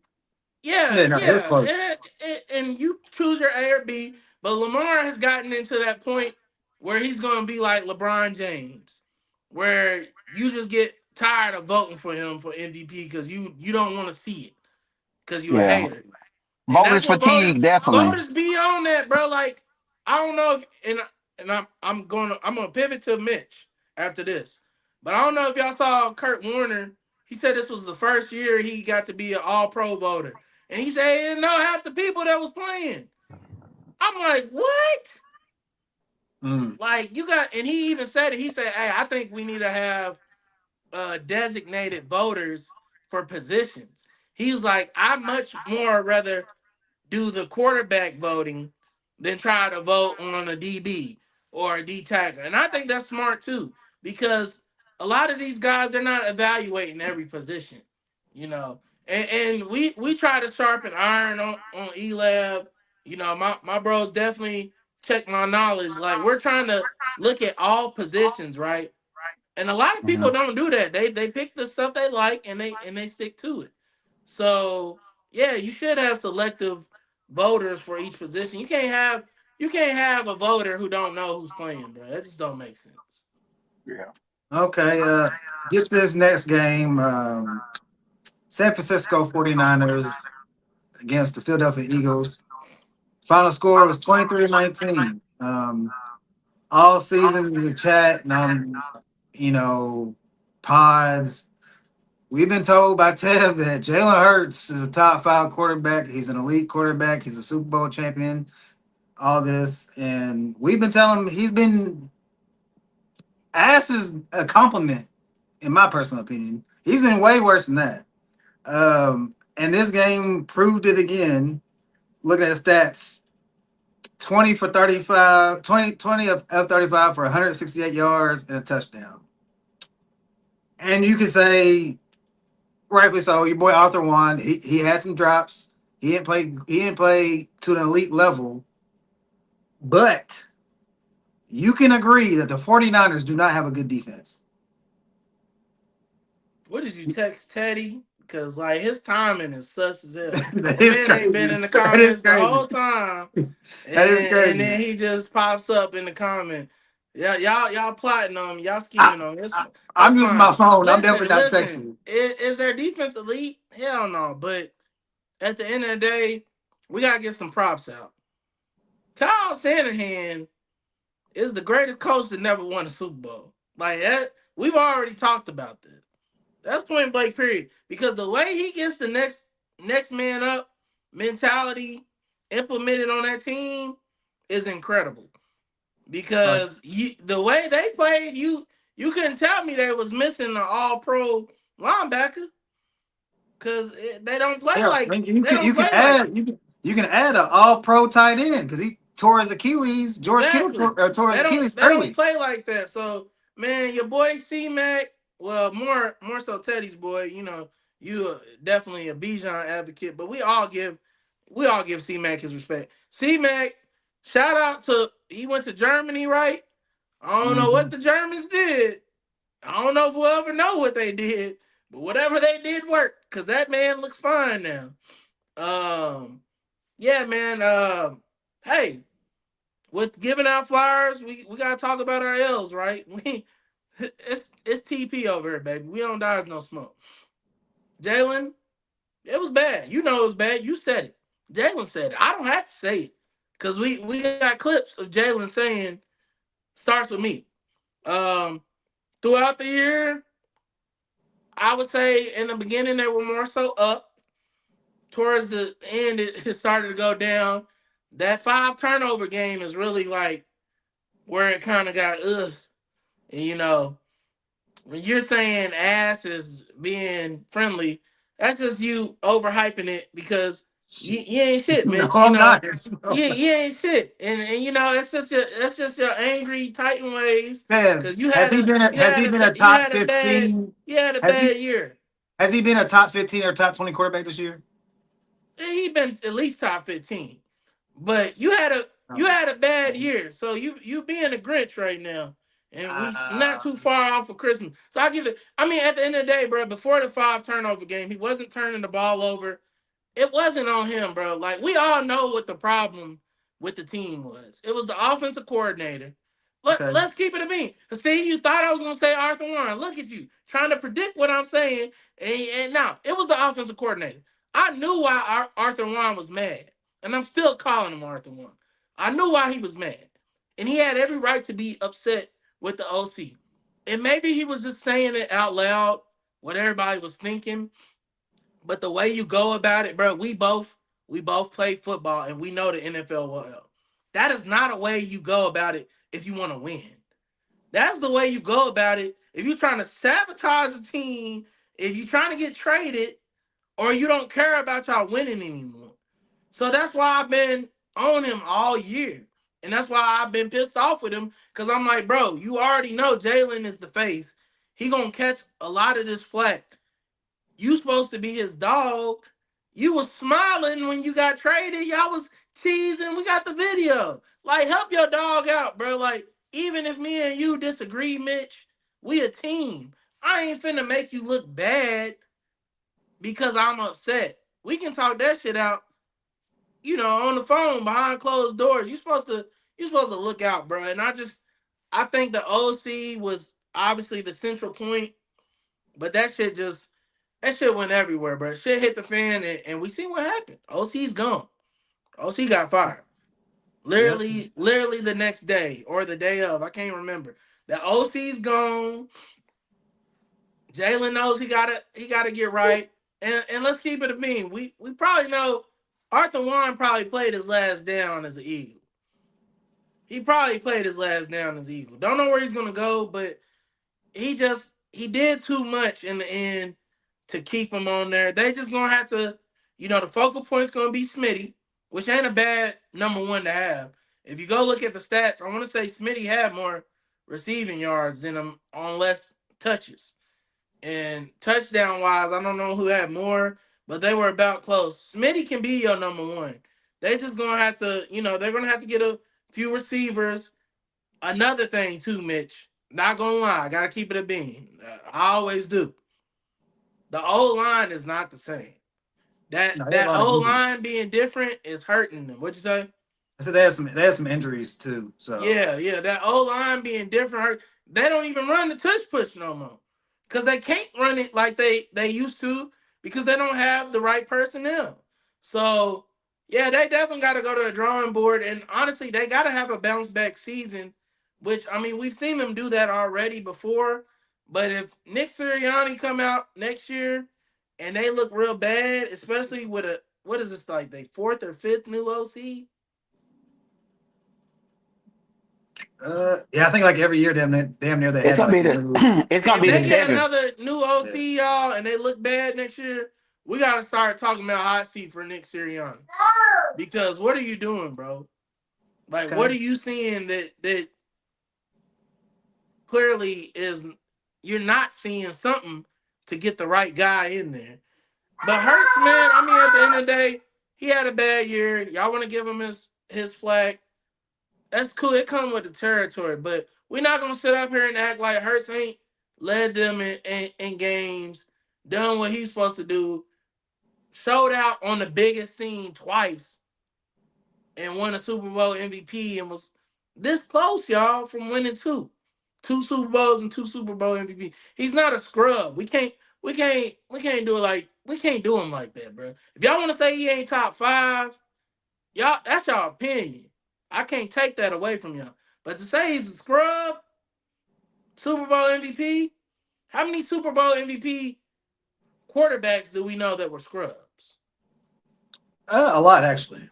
Who? Super Bowl MVPs. Is it Super Yeah, Bowl yeah. MVPs? See, Oh, look, I think yeah. it's a Super Bowl quarterbacks. About to say, Yeah. No, I ain't say winning we Super Bowl quarterbacks. I said Super Bowl MVP quarterbacks. hey man, Well, the Eagles have the two most recent ones that I felt like they were mediocre, but they upped their playoff time and their Super Bowl time to show that, hey, what you do when it matters the most to me.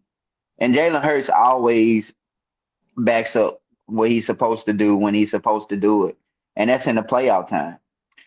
What they don't talk about enough in this playoff game is the amount of drops that they had. It wasn't drops from just AJ Brown, who had 4.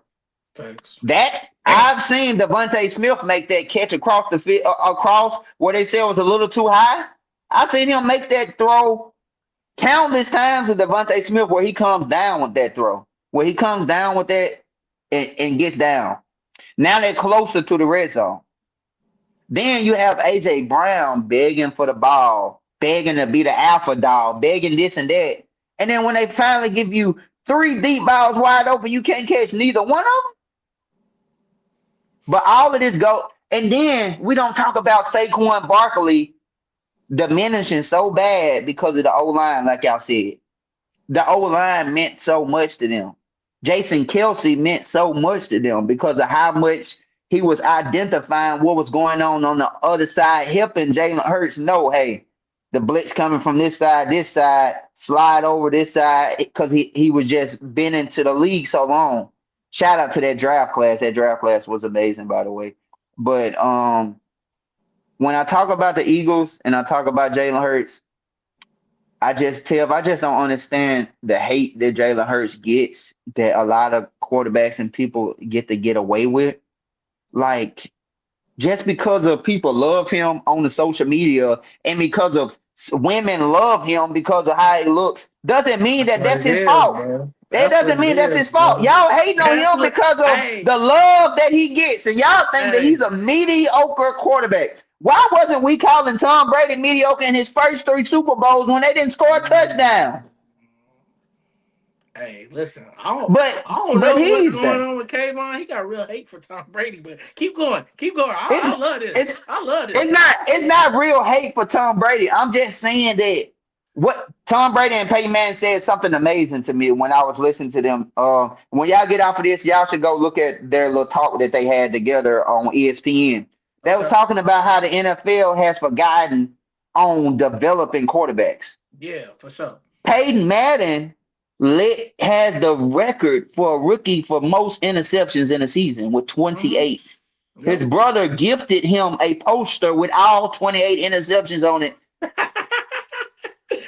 They got real brotherly love. It's funny And as let me hell tell you too. though, but how many coaches and times today, Mitch, that you will see in this new era, if it was a quarterback through 28 interceptions, they would say, hey, go ahead, bench him.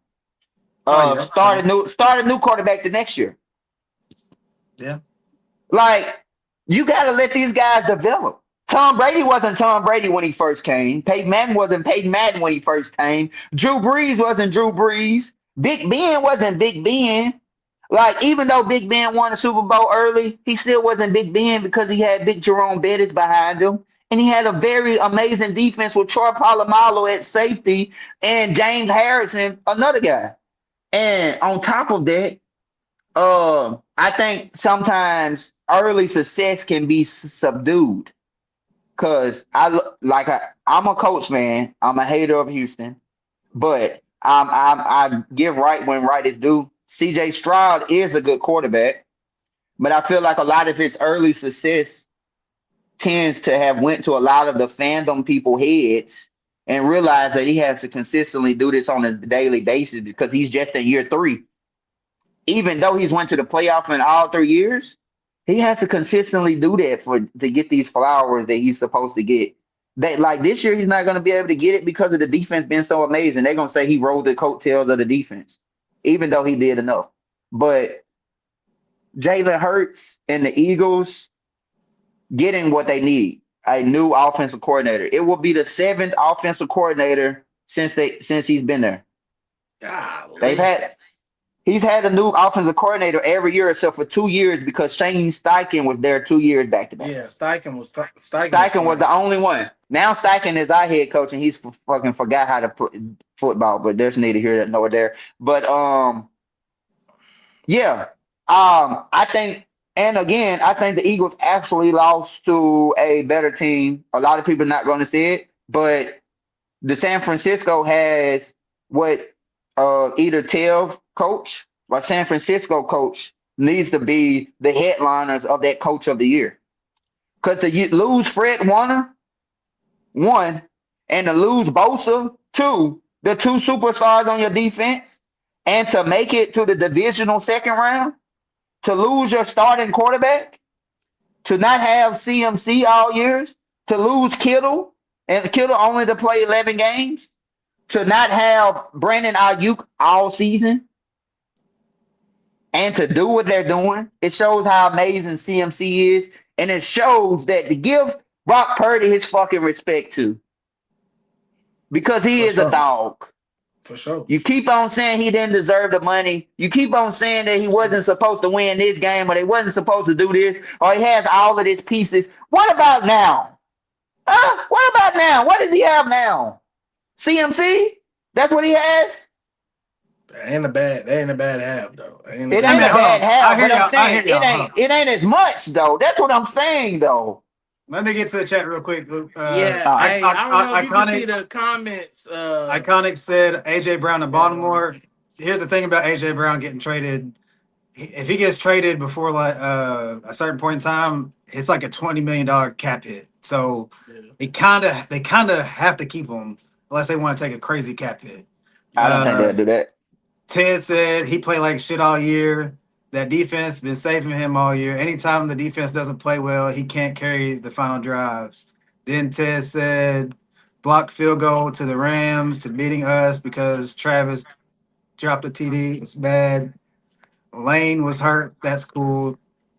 Let's see what else we got. He just said trash. I heard everything y'all said. Kayvon, you can't see the comments probably like we can, but you know Teddy, one of our main stars on the show. Yeah, Teddy been a hater all year. He gonna probably forever be a hater. That's his MO, and that's fine. But even when he's talking about the defense carried him the whole year, I want to say when the Rams was winning against the Eagles, right? It was up like 27-3, something crazy like that, right? Yeah. What I'm mistaken points to get back in that game, right? Yeah, because that's what he did from the half-minute mark of the third quarter. In the fourth quarter, he was the one who brought them back. He threw 2 touchdown passes in the fourth quarter. Listen, and if that's coming from a Rams fan, please. He ain't even a Rams fan. He's a I'm just saying they barely got away from the Panthers. But I hear y'all. Y'all been doing a lot. Let's be honest. You just said that the 49ers lost their 2 best players on defense. Yes. Final score, he has 19 points. He has 168 yards, 1 touchdown. Not enough. I don't care what your excuse is. The defense is hurt on the other team. Mitch, can you put Mitch? It's not enough. The drop. Everybody has drops. Yeah, but can you pull up how many drops they actually had? I had it in my notes, but I can't get off of it to look at it right now. Cool. It was more than 5 or 6. He still went 20 for 35. It was not. It was for sure 9. It was at least 9 for sure. Hey man, what do you always say? You gotta win the game. He lost. Hey, hold on, Kayvon, real quick. He lost. This is a beautiful moment for Elab history, right? Cause I ain't gonna lie to you, brother. It's usually WWE on here, and it's like I'm the Rock, bro, and I got Stone Cold and Triple H, and they just handicapped, man. They got me pinned in the corner most of the time. And today the Undertaker came through and said, "Not my dog." He said, "Not my dog." Came through with the big boot, the clothesline, the power drive, and the last ride. Like they're not trying to hear that. I'm being 100 with you, Kayvon. They don't want to hear any of the positive stuff because unless Jalen Hurts, and look, he's frustrated because he's like, damn, he really stuck today because he ain't got no help. But I don't need unless help. Y'all Jalen niggas is Hurts had delusional. 300 yards, bro, they wasn't gonna be satisfied. But you talking that talk, but I'm gonna still be accountable and say, granted, he did have a lot against him. You got to go win them games. I know how Hey, the can I ask a NFL question? works. I know How how many? the hold on. I got you. I know how the NFL works. Damn. You got to win them games, bro. But you got to also recognize what's going on. What's the question, Brody? Do you think 20 for 35, 160 yards was that his basically most of his games this year? Mitch, I don't think you even listened to what I just said. That's not enough. But no, that I'm wasn't saying most throughout of the his year. games. Throughout the That year, wasn't not just most of this his game. games. He had a lot of subpar games this year. Do you And think, again, as great as you hold So in a high ahead. regard as Go Jalen ahead. Hurts, should he be losing to fucking Brock Purdy and he doesn't have a good offense? Now, granted, Kyle Shanahan had a great offensive coordinator. He should not be getting outplayed Hold by on. Brock Did you Purdy, check bro. that rank? wait a They're minute. like Time out, number time 2 out, and time number out. 3 offense. Time Go out, ahead, time out, Kayvon. though. Go ahead, Time Kayvon. out, though. People What are is you doing? forgetting. They're talking about this 49ers team like it was like their ass just because they missing these Yeah. players. The 49ers was just playing for the number 1 seed the week before. They just got dog walked by the Seattle Seahawks. That Couldn't They was even had beat one a them. game, Mitch. That's they one had a game. Dog bad walked. game. They And that had was a game. They had that's a game regular where they was season. focused on using George Kittle, using all of the guys that they were used to. Where George Kittle ended up getting hurt again, the offense ended up changing, and they put as many people in a box as possible, and they was driving the ball, and really they This is had crazy. red zone. They had red zone problems, not all football problems though. 49ers was getting in the red zone. They had red zone problems, not all football problems though. Even though they lost that game, they Hey, were still Mitch, getting to the red zone. why is it crazy when people don't agree with you, brother? There's a lot of Because people that be on here that agree with you, the bro. nigga scored 19 points. Their defense got 2 picks. He Why scores you so mad 19 about it though? points. How is he doing good? Giving him Justin It's Herbert. one game, No, bro. here's the thing. Go Justin ahead. Herbert. People are criticizing Justin Herbert because he didn't play good. His offense line was terrible. But Jalen Hurts, oh man, it's all right, man. His people are Herbert dropping passes. This is Mitch, crazy. Herbert shouldn't have even been in the game. This is He was hurt. He shouldn't have even been playing. I don't even see why He they could blame barely him be either. out there. Go ahead. What'd you say, Kayvon? I don't see how they can blame him either, though. Like he shouldn't have. Justin Herbert chose to be out there because he chose to try to be an Iron Man, but his arm was hurt, and it was instantly seen right away during that game. That from the first quarter, like 4 some minutes ago when they had the ball in that drive, he was shaking his arm for the rest of the game. It wasn't there.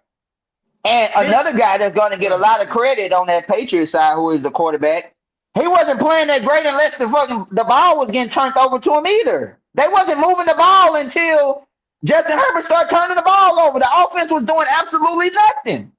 I'm glad you said that. The Eagles weren't moving the ball either. It's my fucking point. He had 168 yards. That is not Hey, enough, bro. hey, listen. And At he's the been end in the of the league day, 6 at, years. at the end of Drake the May's day, year 2. but this is the thing, Mitch. Nobody It's said crazy. he gets a pass, bro. You getting No, he upset did. and He work. did. He Did you did. say he get a pass, Kayvon? Yes. No, I didn't say he got a pass. I said that he's being critiqued to a level that they don't critique everybody else. That's not him saying he's getting a pass, but I'm you not did saying say that he's getting a pass. I'm saying that Jalen Hurts did not play up to par. No, he did not play up to par. But this loss of people always making it fall on a quarterback or fall on the star player, I just don't like that. This loss doesn't just fall on freaking um on him because even though they've been falling on the defense, so has the Houston Texans. But guess what? Guess what the Houston Texans was able to do once again? Fall on the elite defense. You know what the Eagles defense didn't even they decided not even to show up no more after the first half. hey, look, You get Kayvon. 2 picks. I'm You just play saying Listen, if it better. wasn't 2 picks by the same player who was a first team all defensive player, That's my which cousin. him Yeah. and Queen. Cooper, Yeah. him and Yeah. Cooper Tommy the Donovan Cooper. Mitchell is his cousin, bro. Yeah. him and Cooper the Gene been amazing all year. That's why they first team all defense. But where were the others at though? Teddy said something great. Great Jalen Hurts' performance in that game. Great Jalen Hurts' performance. A B C Um, D E. A B C D E. C minus. Yeah, So he's average. He's average. C minus. C minus. He was a little bit below average. But if I was to grade Saquon Barkley and the O-line and the wide receivers and everybody else, then I mean Saquon had a pretty decent game. I got to be there. That was actually Saquon's best game. Now I'm saying he was actually balling. Yeah. He was actually balling for real. But the O-line still wasn't good to me though, Mitch, personally. For The O-line definitely wasn't good to me at all. And we all know that Jalen Hurts is one of those quarterbacks that have to have a little time to get his throws off or to get him to the places that he needs to get him to. He's never showed himself to be some Lamar Jackson who's gonna make up shit. Like he's that's just not who his game is. Hey, Kayvon, I think at the end of the day, too, we all human. Mitch does the same thing that everybody else does. Because if it was Bijan, Mitch would have 5,000 reasons to tell you why Bijan wasn't able to be Bijan that day. He's a running back. Hold on. I'm almost done. I'm done after this. I'm You'll surprised. tell us 5,000 reasons why Bijan has a bad day. So when we're telling you why Jalen had one, why is that so crazy compared to when you say Bijan has a bad day? Because it's been the same thing all year. It's not the only game. The same thing for Bijan too. No, Bijan's a first team all pro. What are we talking about? Which he shouldn't have been. Yes, he should have. What the fuck? What? 100%. JT didn't even make an all pro team. Are you out here? What? He can't. JT's what? I would The same- see. I thought you were gonna say the Jameer same- Gibbs or something, like Hold on. he What? can't. Because of JT's not ass. What do you mean? He averaged JT more fell yards. off. He fell off because his quarterback. It doesn't matter. He still averaged more yards. He still had more yards than the Bijan, right? You're wrong. He did. What? JT's team was no worse than Bijan's team, though. Bijan had the most all-purpose yards. So what you said was not true. You said all purpose. I'm not talking about no damn all purpose. I'm not no all purpose running back type guy. Put him on the list as just all purpose. I'm talking about fucking. Does a running back also catch the ball? But Mitch, they have a spot on the all pro list. Yes, for all purpose. CMC got that. You're right. Who was also great. And he got second team all purpose. Because Bijan had more yards. What do you mean? But why is he first team all pro for running back? For running back? JT led the NFL in fucking touchdowns. He did. That's cool. He did. So what matters more, 6 fucking points, or they can catch the ball more and be prettier? I'm glad you said that. So when Saquon Barkley ran for 2,000 yards or whatever, but he didn't have that many rushing touchdowns because his quarterback was getting a QB sneak. Do you take that away from Saquon? No, he had 2,000 yards. He could have broke the record, but they chose to set him down. That wasn't Bijan. Bijan killed all year. Well, hold on. Before we go any further, what? Hold on. Can you tell me your top Welcome to 3 running backs this year in the NFL? My top 3? Bijan would be a part of that. Bijan would have been a part of that. Bijan, CMC and JT, I think was the top 3. With James Cook as a close 4th. Yeah, but I'm saying, that's crazy. James Cook was 4th. Jameer Gibbs I'm saying Jameer Gibbs would be there too, but I'm saying James Cook and Jameer Gibbs would be right on the outside looking in on the top 3. That's what I'm saying. Yeah, but what I'm saying he's is in the top 3. It's obviously debatable. No, but it wasn't debatable if running backs don't miss all pro teams if they're leading the NFL in touchdowns. Not just as a running back. He has the most touchdowns for a player in the NFL. That's a fact. I haven't Yeah, In the seen Jordan NFL, he has leading 20 plus touchdowns. touchdowns, bro. I Yeah, Look I hear how haven't many seen you. too players in many. NFL history has 20 touchdowns and don't make the All Pro Yeah, team. that is I true. hear That you, is but I could true. also say, have you ever heard of a running back having 1,000 yards receiving and 1,000 yards rushing? No, that's what fucking CMC had. And then you had All right, another guy who killed in the all-purpose yards. so He was let's go doing what head to CMC head. was doing, and he was running the ball. What happened head to head, B. John JT? What happened? Is Prime that what time, is that prime what time. determines? I'm saying prime time game. Both of them against each other. Star running back versus star running back.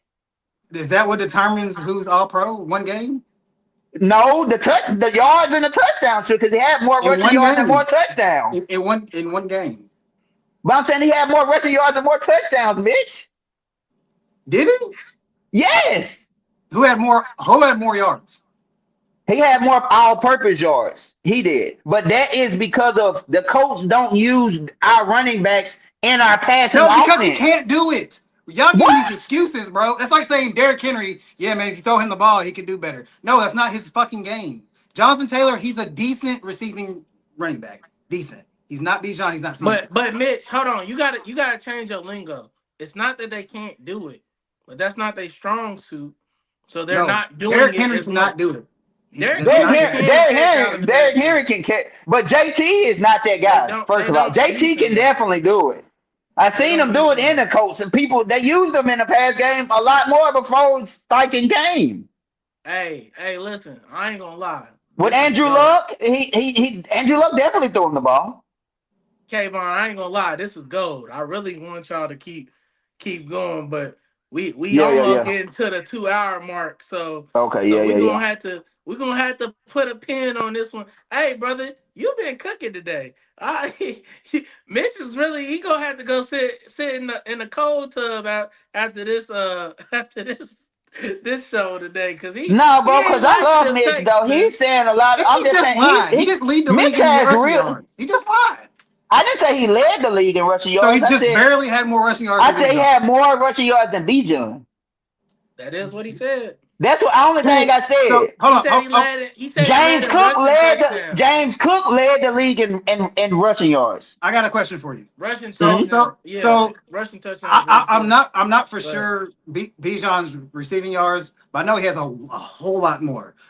Hey, So dog. Bijan has 100 less rushing yards than Jonathan Taylor, Mm. but he probably has like 600 more receiving yards. You're gonna try to tell me somebody has 600 more receiving yards than Jonathan Taylor is not better? I'm just gonna be honest with you, Mitch. I'm a Colts fan. I watched the last So three you're being games. biased. No, I'm not being biased. What I'm telling you is we didn't even try to even run the fucking football the last three games for real, for real. yeah, that is a fact. I When Rivers was in the game, we didn't. It was back throw the ball. They threw the ball 40 times, 50 times a game. How are you gonna run the ball? Well, to be honest, it's actually a great game plan. You load the box. And somebody told me, man, you're great. You make stuff happen. That's what somebody in this pod said. It don't matter if they load the box or not. And Adrian Peterson, I they did load the say box on I Adrian did Peterson say stuff that. after I done. did say that. That's why. Listen, I'm not gonna sit up here. We got different fandoms and passion. I'm not gonna advocate and go crazy for JT because I understand the politics, right? I know why he didn't get put on there, but it's not like Kayvon's crazy on what he's saying. They basically got hold because their stars got hurt. But at the end of the day, they went with the quote unquote sexy choice with Bijan because there was nothing good about Atlanta. Atlanta sucked. Bijan was the only thing good about Atlanta. JT was actually running the ball to get the Colts somewhere, but unfortunately, sometimes injuries happen. It is what it is. But I ain't saying what Kayvon's saying ain't off base. It's just not what you want to hear, Mitch, and that's okay. No, it's off I don't base. always listen. I had to talk about my boy Jalen in a bad light today. I don't want to do that, but when facts are facts, this is what we It's, got to do. First of all, it's not a fact. It's Hey, opinion. Mitch, and But hey, and the next topic, hey, make sure we put B John and JT in the whole array of their careers from college all the way up to now, and then we're gonna talk about them fully, for you can we can do see how far JT is ahead of him. that we can So definitely do that. JT's number We can 3 do in running backs for yards per game. Hey, Kayvon, can you use your hand? Show me how close JT and Bijan are. This is JT right here, and this is B John. B John have been in the NFL for how many years? 3. 3 years. He got a whole lot more to go. Hey, Yeah, but we're talking about right now. We're talking about a seasonal award. No, I'm saying he averages 98 yards per game. Man. He's got fucking 500 more fucking Teddy receiving in yards. the chat giving him God lifelines. damn! Like, what are you doing? Teddy in the chat giving Mitch lifeline. He turning red. He don't want his boy out here looking like that. Like, golly, man. But that's what I'm saying. But that's what type of. Okay, you know what? Hey, if you would accept, that mean that you're telling me that CMC has always been better than Derrick Henry. No, but I don't. No, But it's close. because of JT But it's running the close. ball But it's close. consistently like Derrick Henry, and it's not close. What? They've been in the league since the same amount of years. Basically, he doesn't have the same amount of yards, touchdowns, nothing. Yes, because one's been hurt and one has not been hurt. What are we doing? Availability I'm a Titans fan. matters. I'm a Titans fan, so I know. Availability matters, don't it, Mitch? It does. It does. It's close. Hold on, I got a question for you. Do you want a player that doesn't get taken out on third downs? Like fucking Derrick Henry? You can't fucking play him because he can't catch the ball. Hold on, you keep saying You're that right. you can't. That's a choice. They take him out for a reason. That's a No, choice. he can't. Hey, but listen.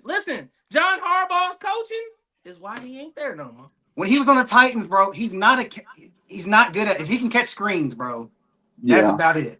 That's all. I'm about to really say, do. Mitch, y'all used to use him in screens at Tennessee And that's really it, well. though. That's what I'm saying. That's But it. he used to take him to the crib, though. Exactly. That's it. It's a screen or nothing. But Bijan also, and y'all had- CMC, you y'all had learn them out doo-doo wide quarterbacks. receiver. Mitch, did y'all have really good quarterbacks? No, we had Ryan Tannehill. What does that Getting have to him do the with ball. anything? Who's getting him the ball? Who's putting him in position to Did catch Bijan out of have the great? backfield? Did Bijan have great fucking quarterbacks? No. Now, hey, listen, they was all great at tossing the ball in the backfield. I'll give them that. If you needed them to throw it down the field, hell no. But in the backfield, yes. And again, I know why you love Bijan, man. You see the movements, you get all hype. It makes your day. We not shitting on Bijan, bro, but the way you elevate him is crazy, bro. Like, he don't have the body of work How am yet. I elevating him if he's just now first team All Pro? How am I elevating him? That's what I'm saying. But How am I even with the elevating first him? team All Pro, you keep talking about, you ain't said shit about touchdowns one because you know you can't. And, Is that and we all that know matters in the running back position? but Just getting touchdowns? matters as a running back for sure. I'm glad you said that. So Tyler Algier probably has more touchdowns than him, so he's better. No, No, Again, they I'm just saying put it matters they put him when you're in to at a steal certain touchdowns. status. Go ahead, K-Bom. Zach My bad, 'cause I'm Charbonnet sorry. has more rushing touchdowns than Bijan. No, I'm saying Is he better? Algier stole on touchdowns from Yeah, Bijan. it's called But- a ball fake, yeah. But let me tell you this though. It's crazy. The Colts don't have another running back to put in to freaking Yeah, help right. out JT from getting these hits that he gets. Exactly. When he gets brutalized, he gets brutalized. Third Right. down, JT's in. Fourth down, JT's in. First down, it don't matter whatever down. He has to block. I've seen them take Bijan out You're of lying. games You're lying. because of You're blocking. lying. You're Absolutely, lying. he has. You're What? lying. For pass So you- protection. For pass protection. So You're he lying. hasn't. So he hasn't You're been. lying. So he wasn't getting ran over in pass No, protection. you're thinking of Jahmyr Gibbs, my buddy. Now Jahmyr Gibbs, that was happening. Bijan is not happening. It's not. Bijan Look too. No. it's Look not. at him. He got to It's take not. a shot. I'm at just Bijan. saying. It's There's not. a Take a reason. shot at Jahmyr, There's bro. a reason why they call one a power back, which is Algier, where they put him in for nitty gritty plays to score touchdowns. You know who they put in for JT at all? They put I hear JT you, in. bro. You don't watch I'm just the saying. games. He hears you, but he ain't listening. He said you don't Bro, watch they the get the game, ball man. in the red zone on the 20-yard line. They put Algier in running back and Bijan's in the slot. And he can get a 20-yard touchdown run. Is that because he's a power back or that's just the way the play is? Is design this a terrible fucking offense? He should get the ball just as much as Jonathan Taylor. I agree. He should get the ball just as much as But he Jonathan doesn't. Taylor, but he doesn't. Right. We can only So we speak on got to see. facts, But man. the only reasoning that we can see is the fact is he doesn't get the ball as much as Jonathan Taylor, and it has to be a reasoning of the coaching or him. Hey, well, look, at the end of the day, because look, this been great talk.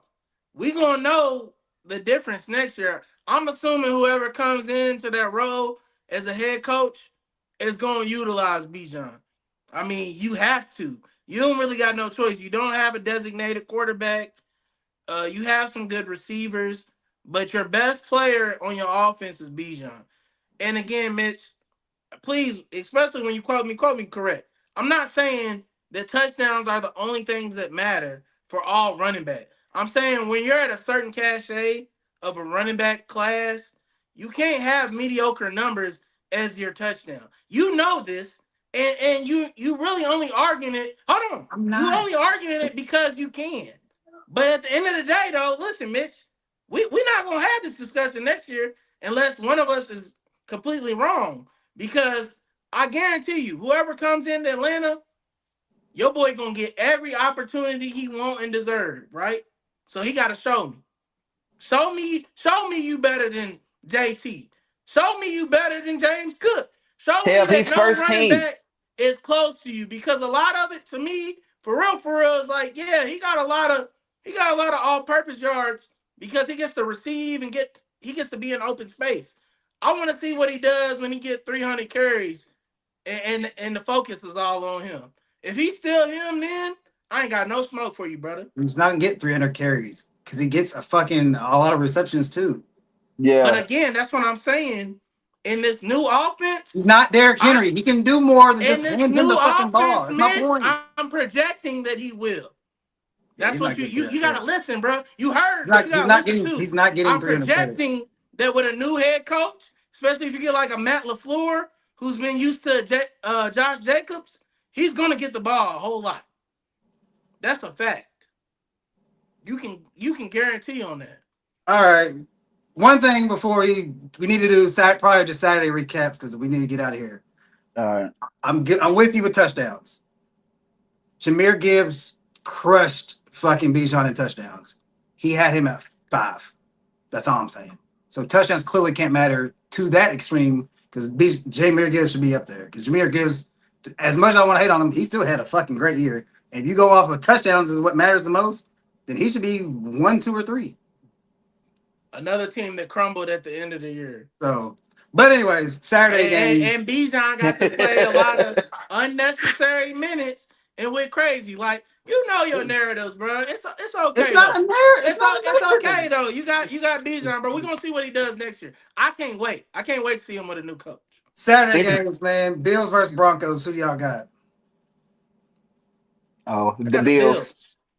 I said Yeah. I got them choose winning the Super Bowl. So See, Tevin's lying. I He got the wants Bills. he wants the Bills to win because he has a better chance to beat the I got the Bills. All right. You like, hey, bro. First Easy, of all, listen, easy, easy. Mitch, brother. You don't speak for me. I speak for myself. Oh, I can say when somebody's captain. Now, again, is it gonna be easy? You already said you wanted home field advantage, did you not? Hell no. Yeah, but So why you would I want the Bills to switch win, so you get home. Okay, so why would I switch it up now? I've already told you what I want to happen. That's So what you I'm really don't choosing. believe in the Bills, what you're saying? No, I believe in Josh Allen. Okay. I told you that earlier too. I believe that Josh Allen is the difference in this. I don't believe in Bo Nix at all. Like I like that Bo Nix has had a turnaround and he's having a good year. He's doing good with Sean Payton. That's cool and that's cute. I don't believe when you put him in the trenches and the game's on the line, when football really matters and not some regular season shit, that he's gonna get it done. Now, will he show me different Sunday? Maybe. Maybe it's not even close. They have one of the best defenses in the league as well. I they mean, do. honestly, I would say they probably second to us as far as how good that defense is. So, and they got a hitter. I mean, every week I got people arguing: is it Derek Stingley Jr. or is it Pat Surtain? Me personally, I take PS2 just a little bit. You know, I love my guys, but I take PS2 because I like his style, and I want Derek Stingley Jr. to make it like this. I want him to be the top guy. So, but I gotta give props where props are due. They got what's it, Benito? Is it Nick Benito? Yeah. They got pass rushers, man. They got everything you asked them for, but it's gonna come down to the quarterback play. I guarantee you, this game gonna come down to the quarterback play. So if Josh is good to go and he has no elements holding him back, I got the Bills, bro. I'll give you an explanation if you want it. I'll go against the grain. I'll take the Broncos because hell, Josh Allen threw a hospital ball, got his receiver hurt. He wasn't really doing anything anyway, but he pulls this off. That's a great win because his team is, besides James Cook, his offense is pretty pedestrian because their draft pick. He really ain't playing. He had to play because our buddy got tore his ACL. So talking about Keon Coleman. Yeah, Coleman's really not playing. Yeah, he been in the doghouse all year, bro. If Josh, it's a great win. It's a great win. If your prediction we go to the Super Bowl, if Josh Allen wins the Super Bowl, which I don't think they're going to, that's a great ass accomplishment. Yeah, he's legendary if he wins. It's a great accomplishment. I'll give him that. But next game. What'd you say, Kayvon, before we went on to the next one? one? Oh no, I was just saying that this Super Bowl run would be like Peyton Manning's Super Bowl run kind of in 2006, other than having all of the players that he has. But it'll hold the same weight because they was waiting on Peyton to finally win one because of Tom had won so many. Now this will actually put Josh in the second spot without having to worry about somebody else being in that spot right now. Even though the Lamar Jackson and people will still come, but okay. Next game, we talked about the Niners versus Seahawks. And I got another question with that. Should Fred Warner come back and play? I think they said that he's not gonna be able to come back this game, but if they win, he'll come back in the championship game, the NFC championship game. Okay. But I see the 49ers winning this game because of Sam Darnold's playoff numbers are pedestrian. That's a fact. Sam Darnold is in really, really big games where he has to pass the ball for real. Has not really been that well. But I don't see them having to pass the ball, Seattle, because they got 2 running backs. But I choose San Fran because I just feel like quarterbacks matter in these type of matchups. And I think Brock Purdy is like right here. And Sam Darnold is like right here when it comes to how talented and how much they know of like winning. He's third in playoff wins of quarterbacks that's in the NFL right now. Josh Allen's 1. Then you have Matthew Stafford. Then you have Brock Purdy. Okay. Everyone else doesn't. Sam Darnold doesn't have a win, or Denver quarterback doesn't even have a win either. So yeah, okay. Tevin, who you got? Real quick, Iconic said Josh Allen got solid tight ends too. Y'all giving Josh Allen too much credit. You know, he ain't gonna let Josh Allen. His tight ends are cool. His tight ends are smooth. But as far as damn, brain dead. Sorry. As far as San Francisco and Seahawks, I think, you know, I've said on the pod before. I said the 49ers were the best team in the NFC West, sorry. And I think they had a big, you know, speed bump a few weeks ago when they had to play the Seahawks. But this is their third time. I can't remember the first time, but the second time was definitely BTA. I don't think they're gonna allow BTA this time. I think they're gonna scheme and they're gonna force the Seahawks to try to pass the ball more. Because the thing with the Seahawks, they have a phenomenal star in JSN, but they don't have a number two. They were supposed to have one in Cooper Cup, but as we see, Cooper Cup has not even been half of what he used to be. On top of the fact that Rashid Shaheed is a phenomenal speed talent, but you can't rely on that every game. Like he's gonna have his moments where you pass it to him and he get breaks out in open space, but he's not a route assassin. So I think that's gonna be the downfall this week of the Seahawks. And I think this offseason they're definitely gonna invest in that number two guy because JSN needs somebody to be, that two guy so that he's not getting triple double team all the time and they actually respect the person on the other side. I'm gonna take the 49ers, man. I just seen them beat the Eagles, something me and Mitch both agreed last week that they couldn't do. So you're about to go against the Seahawks. I honestly didn't think the Seahawks were better than the Eagles, to be honest with you. So I'm not gonna sit up here and think that it's gonna be worse for the Niners. I think the Niners don't need Fred Warner this week.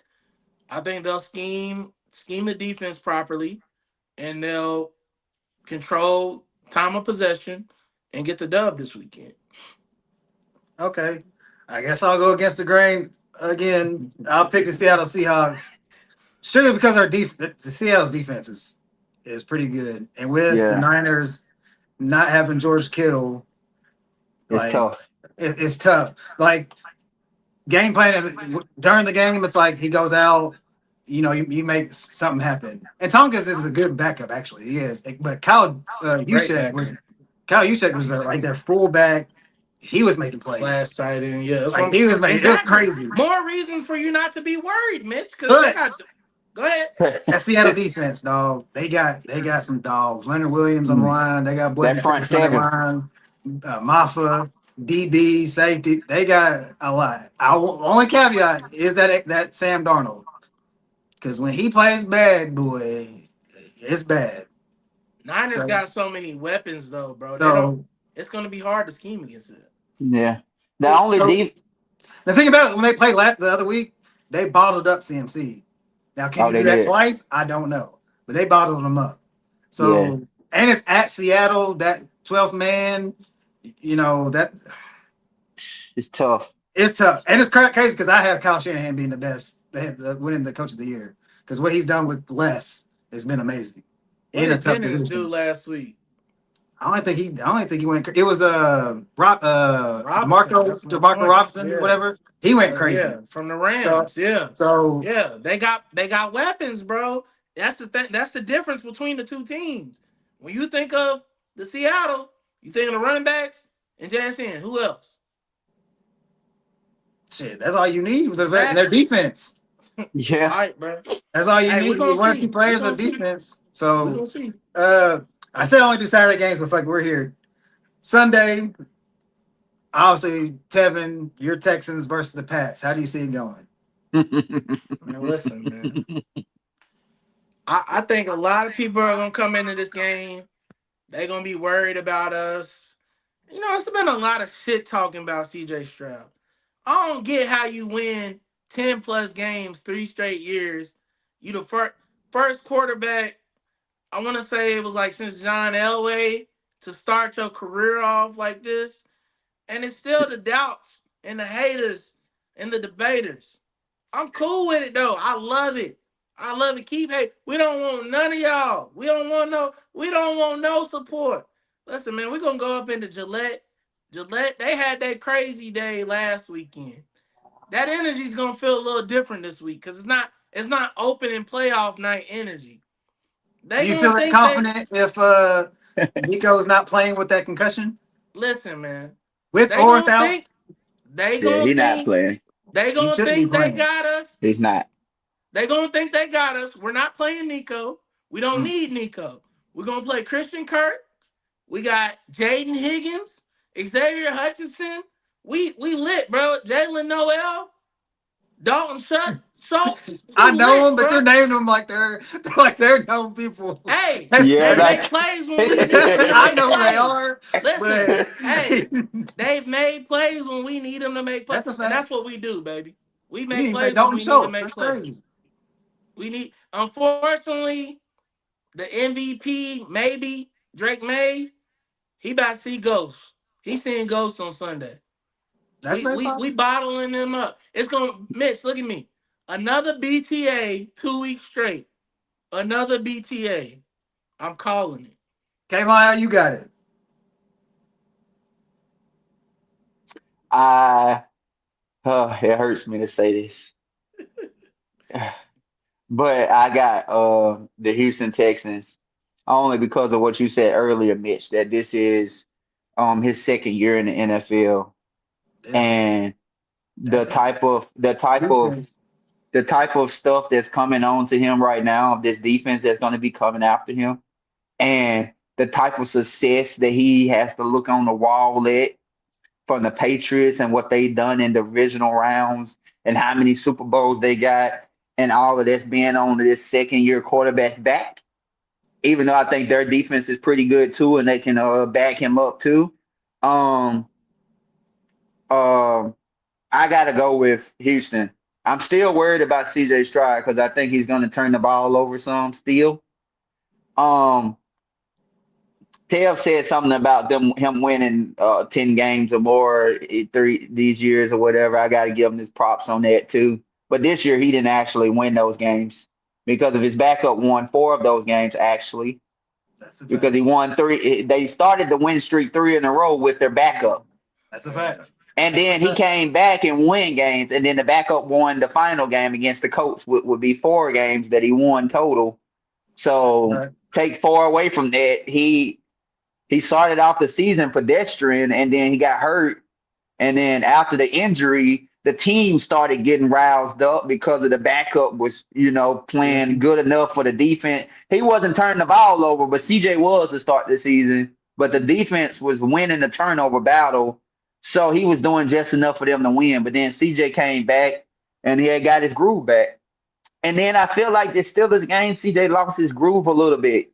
But then I seen when he could have had just gave it all the way up, that he made big Timely plays. throws, Mm-hmm. timely plays. Houston has the offense that you need for a great defense like this. You need a complementary offense, and they complement each other nicely. It would be better if they could run the ball better, which they was able to run the ball against the Steelers over 100 and some yards last game. But they're going to have to do better than that against the Patriots.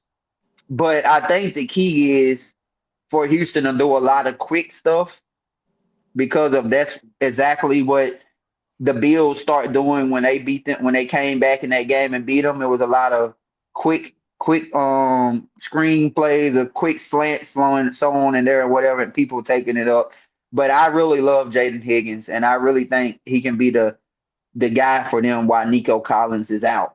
But I don't know if he can be a guy enough Mitch for Jaden Higgins to be able to beat that matchup that he's going to have because they have a top Gonzalez. cornerback, Yeah. Gonzalez over there, that's going to be neck and neck with him, and it's going to be tough.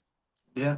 But I feel like Stephon Diggs, I don't know if y'all can see me right here. If y'all know what a straight jacket look like, that Stingley's going to have Diggs in a straight jacket like this come Sunday. He's going to be like this in a straight jacket come Sunday. And when it's time for him to make a play, Stephon Diggs might make 1 or 2 plays. They move him around or whatnot or whatever. But outside of that, he going to be locked up. And he going to have to be looking for some type of savior or something or whatever. And the linebackers, Henry Toto, another Alabama guy, is going to be locking up the tight ends as he usually does every week. And it's so many stars on this defense, like Shaheed,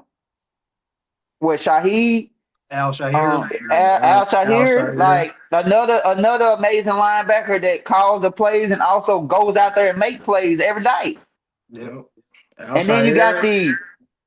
And then you got what I call Batman and Superman coming from each side of the line on you. One that Will Anderson, who's been doing this since I was watching him at Alabama, and I told Yes, people sir. that he should have been the #1 draft pick. Yes, But you sir. know, people make mistakes. And then you got this guy over here that was at a Minnesota defense that had that Minnesota mindset that was with a great defensive coordinator. Now he comes with a great defensive coordinator that's now a head coach, and he uses him just the same. So, and then I Another put all Bama of that guy to, too. Another Bama guy too. yeah, and I put that to a second year quarterback, and I'm like, oh my God. I think it's going to be close. Not going to be a lot of touchdowns scored, but I see the score being around Okay. 13-10, something like that, or whatever. Houston pulls it off with a field goal because of Kyrie Farburn can be counted on a little bit more than uh Yeah. their kicker. Kaimi Fairbairn. Yep. Okay. Let me get Hey, to the yep. chat real quick. Iconic said I got the Texans as long as Nico's good to go. We don't think he's gonna play. He, He said Cowboy. Drake May. We gotta see how Drake May handles the pressure. Facts. Uh, Iconic also said a lot of people forget that the Ravens were doing good against the Pats until Lamar got hurt. It's like that's a fact too. And everybody's saying defense, defense. And Teddy came out and said that Davis Mills Yeah, that's the was the backup. backup. And Uh, yeah, I damn. did say the 10 wins, and I know y'all gotta take that away from me. But even without those extra 4, he still had 28 in his first 3, which made him second Yeah, to start the career. But I like you bringing up Christian Gonzalez too, Kayvon, because I think they might have to make him move around because Christian Kirk gonna be in that slot going crazy. But go ahead, Mitch. What you got for us? all thing I gotta say is I agree the defense is gonna be crazy for the Texans. It's gonna be a hmm, it's gonna be disrespectful what I'm about to say, but I feel like this will if he plays like this can win y'all a championship. Y'all might not be the 2000 Ravens. Y'all might not be the Tampa Bay Bucks in 2003. But if he can play like Trent Dilfer or Brad Johnson, y'all can win a Super Bowl. Don't limit the turnovers. Make the plays when they need to make them. We don't need you to have 303 touchdowns. Don't need that. If that defense, you don't have to have it. you But don't. y'all gotta remember this is a false So narrative. CJ's not known for turnovers. So we just need CJ to play like his best CJ. That's it. Yeah, He's got yeah, like let's taking 3. chances. I don't want him. he just Hey, been man, he I just don't That's been want what I'm him. known saying. for it Play like this your year best though, CJ. Kel. He's What been you say? turning it over this year though. He's been turning No, it he over this hasn't. year. Look, The first go years he had, yeah, check. but this He year he turned it has. over in the beginning, right, Kayvon? But that was a lot to do with offensive line scheme, which sucked in the beginning and got way better towards the end of the year to where we gave up the second least amount of sacks. But if you look at Yeah, his numbers for the year, he don't give up turnovers. That's why this game was an anomaly. That's not his thing. He's not a turnover guy. So no, he it's not. But play like your it best worried me CJ, though. and we It gonna be worried fine. me though because of when he played against another good defense, which was the Chargers, who has good DBs too.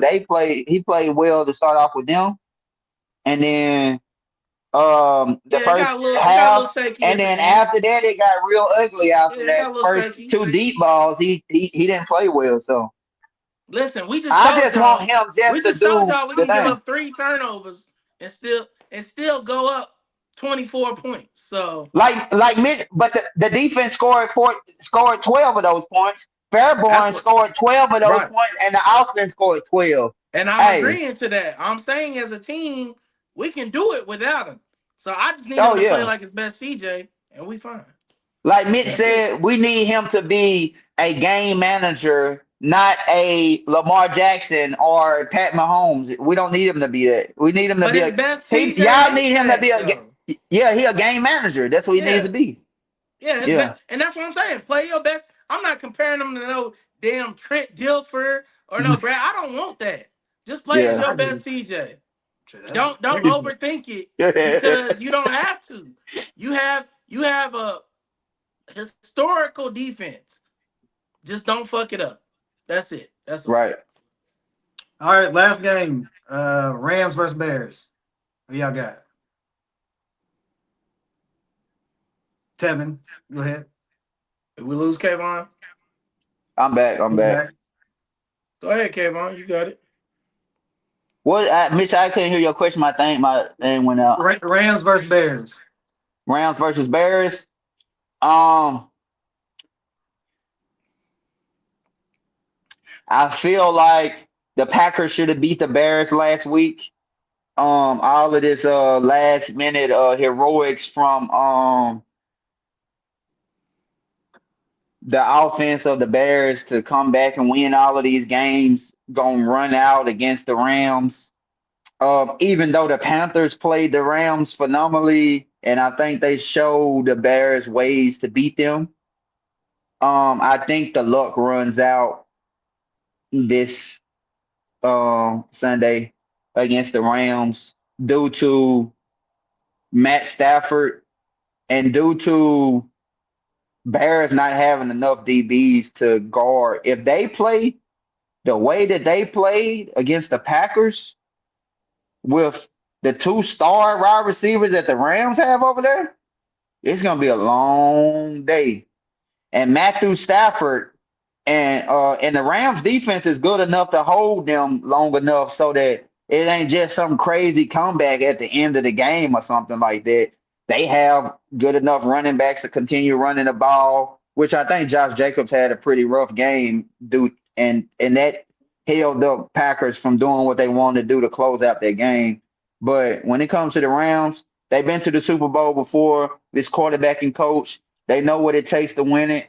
And I feel like they're going to go in there and they're going to win it. As much as I want Chicago to win it and win it for that city and be that new team to get over the hump, man, it's just I'm giving Matthew Stafford his flowers.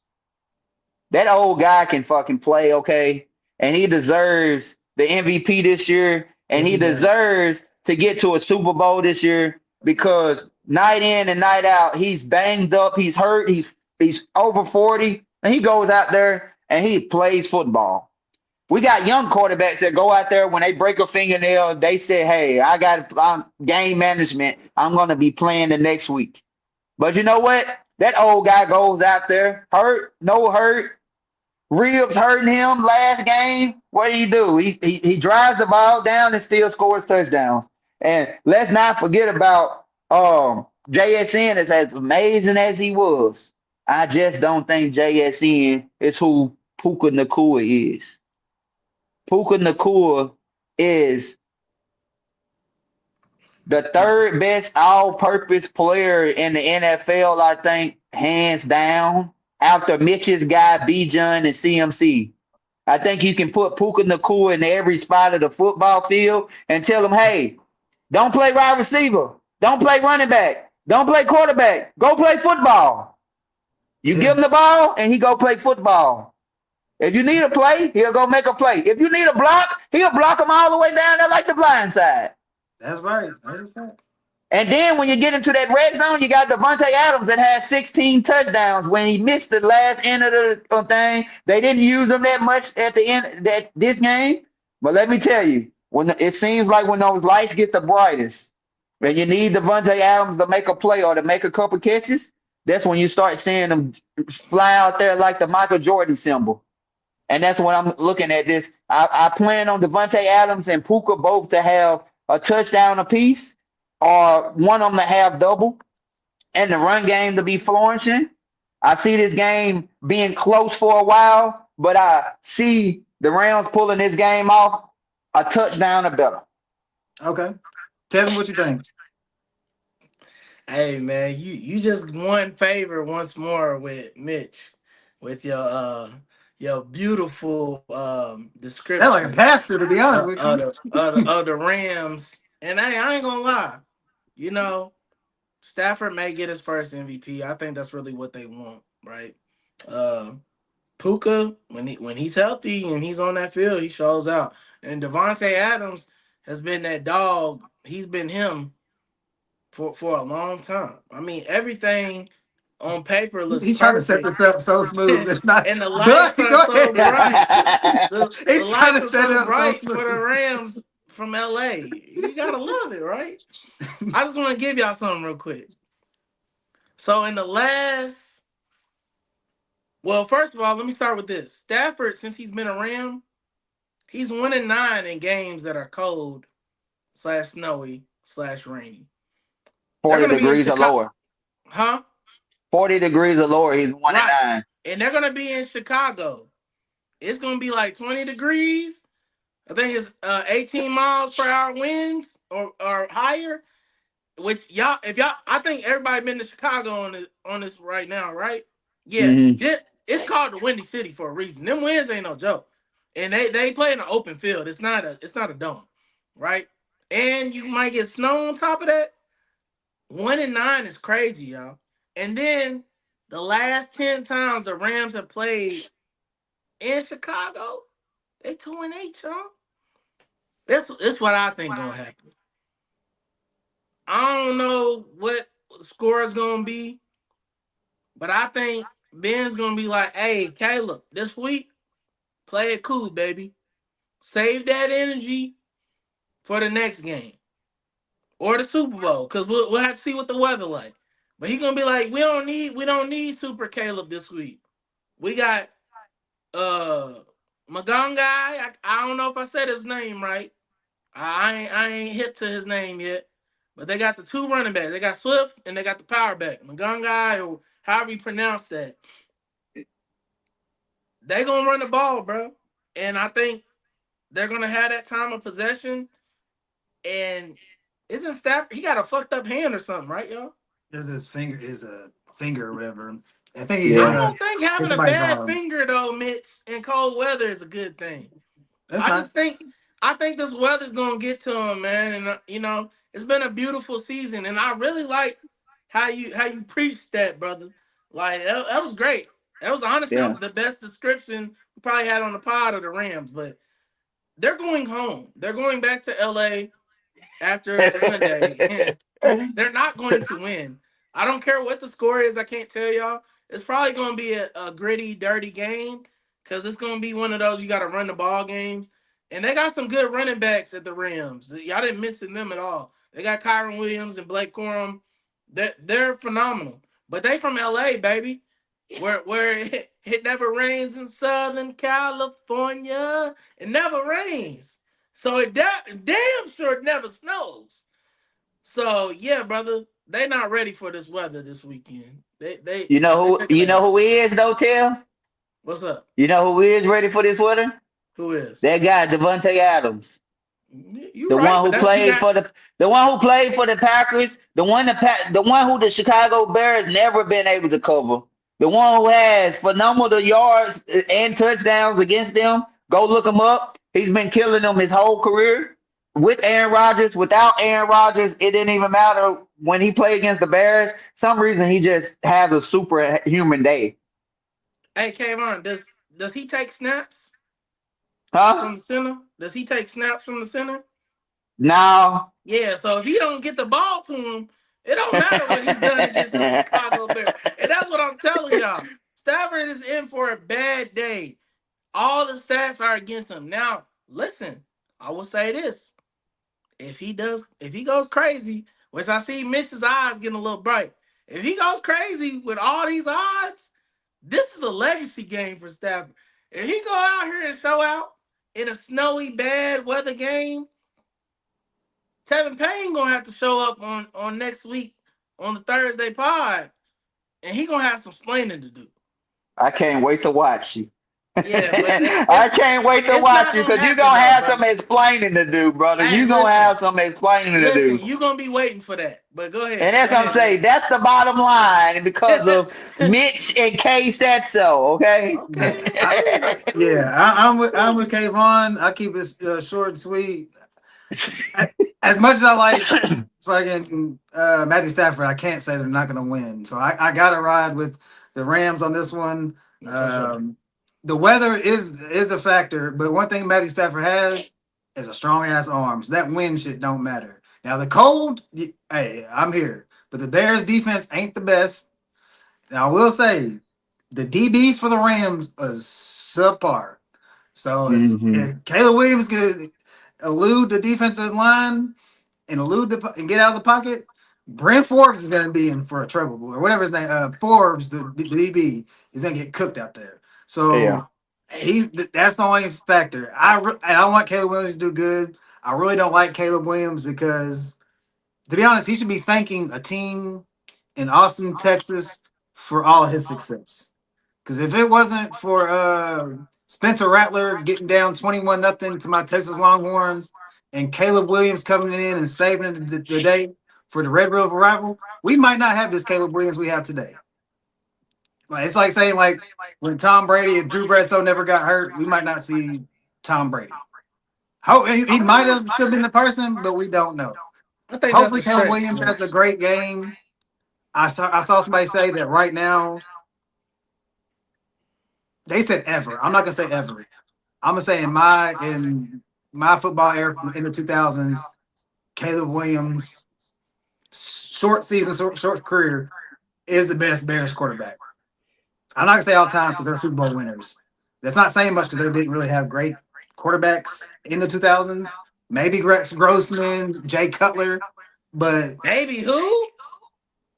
Rex Grossman been to the Super Bowl, so that's all I'm really saying. I'm not saying he's good, Boy, keep going. but in Jay Cutler or something. But I got the Rams. Puka, he's been killing.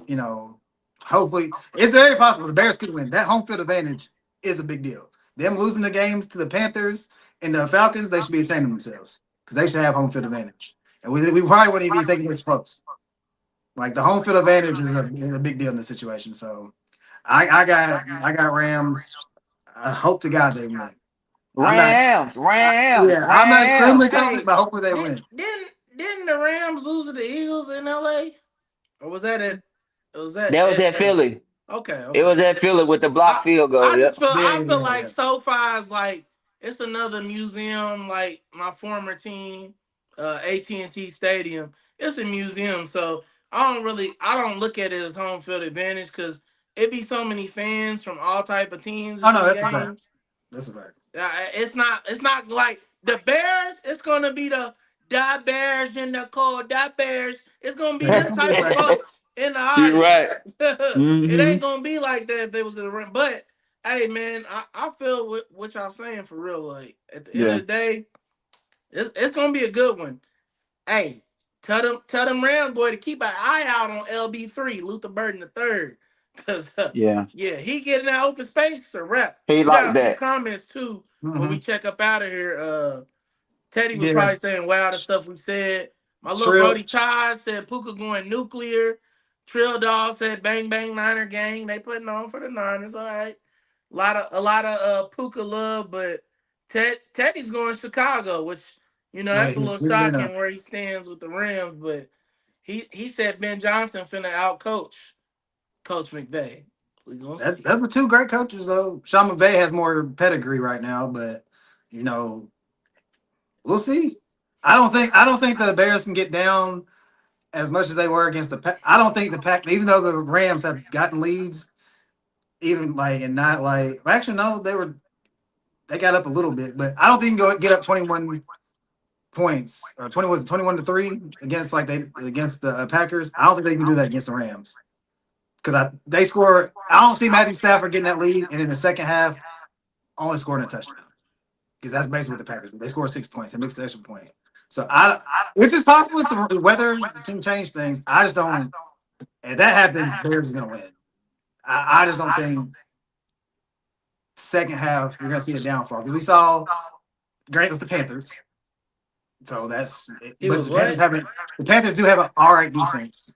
It's not. You say he was crazy. Great against the Panthers? No, I'm saying he was great in crunch time, like the second half. Like first quarter he did okay, and then then in the fourth quarter he showed out when he needed to. So no debate there. No debate there. Y'all got anything else? We gotta end this thing, man. We've been out here, goddamn. This is our longest time we done. But hey, man, Kayvon, shout out to you, man. Look. Hey, man. I didn't know what we was in for, but listen, you was preaching, bro. You was preaching. Even Mitch got to admit, even on the stuff he didn't agree with, there was some stuff you said that he liked to. You was preaching, brother. You was Yeah. preaching. But hey, man, Yeah. appreciate you, bro. Got any last words? Oh yeah, I was just about to say for anybody who is just now looking at the ELAB podcast or just looking at Mitch and Tev, man, Mitch and Tev keep it 100% every single time that I'm on here. I watch them faithfully on the regular. Even when they're going at each other, going against each other, they always get back to what we want to hear about, and that's the sports. That's about the stats, and that's about football, and that's about basketball, and that's about culture, and that's what ELAB brings. Make sure that if you haven't subscribed, if you aren't following, if you aren't sending those gifts on TikTok or anywhere you're watching it, to make sure that you send those gifts, man, because these guys, listen, man, well, y'all seeing it for 2 hours and some minutes, you know what I'm saying? But they spend hours on this of making sure that they get the right credentials, the right material for us, so that y'all can get the material that y'all been asking for, that they can read y'all comments and see y'all comments on a consistent basis, and so that he can get the right people on here with them so that they can talk football with them too, man. Amazing day, y'all. I appreciate it talking to y'all so much, man. I love how y'all love the game. I love how y'all love sports, man. Y'all keep at it, man. The numbers don't always matter, man. Just consistency each and every day is where y'all gonna get to where y'all want to go at. And I can see the sky's the limit for y'all. And I appreciate the time that I've been able to speak on here with y'all, man.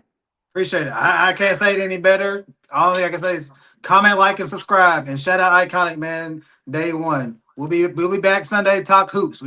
I think we got enough football talk. You know, we probably don't have to talk football on Sunday, but we'll see y'all Sunday, man. We out. It's ELAB. Let's go.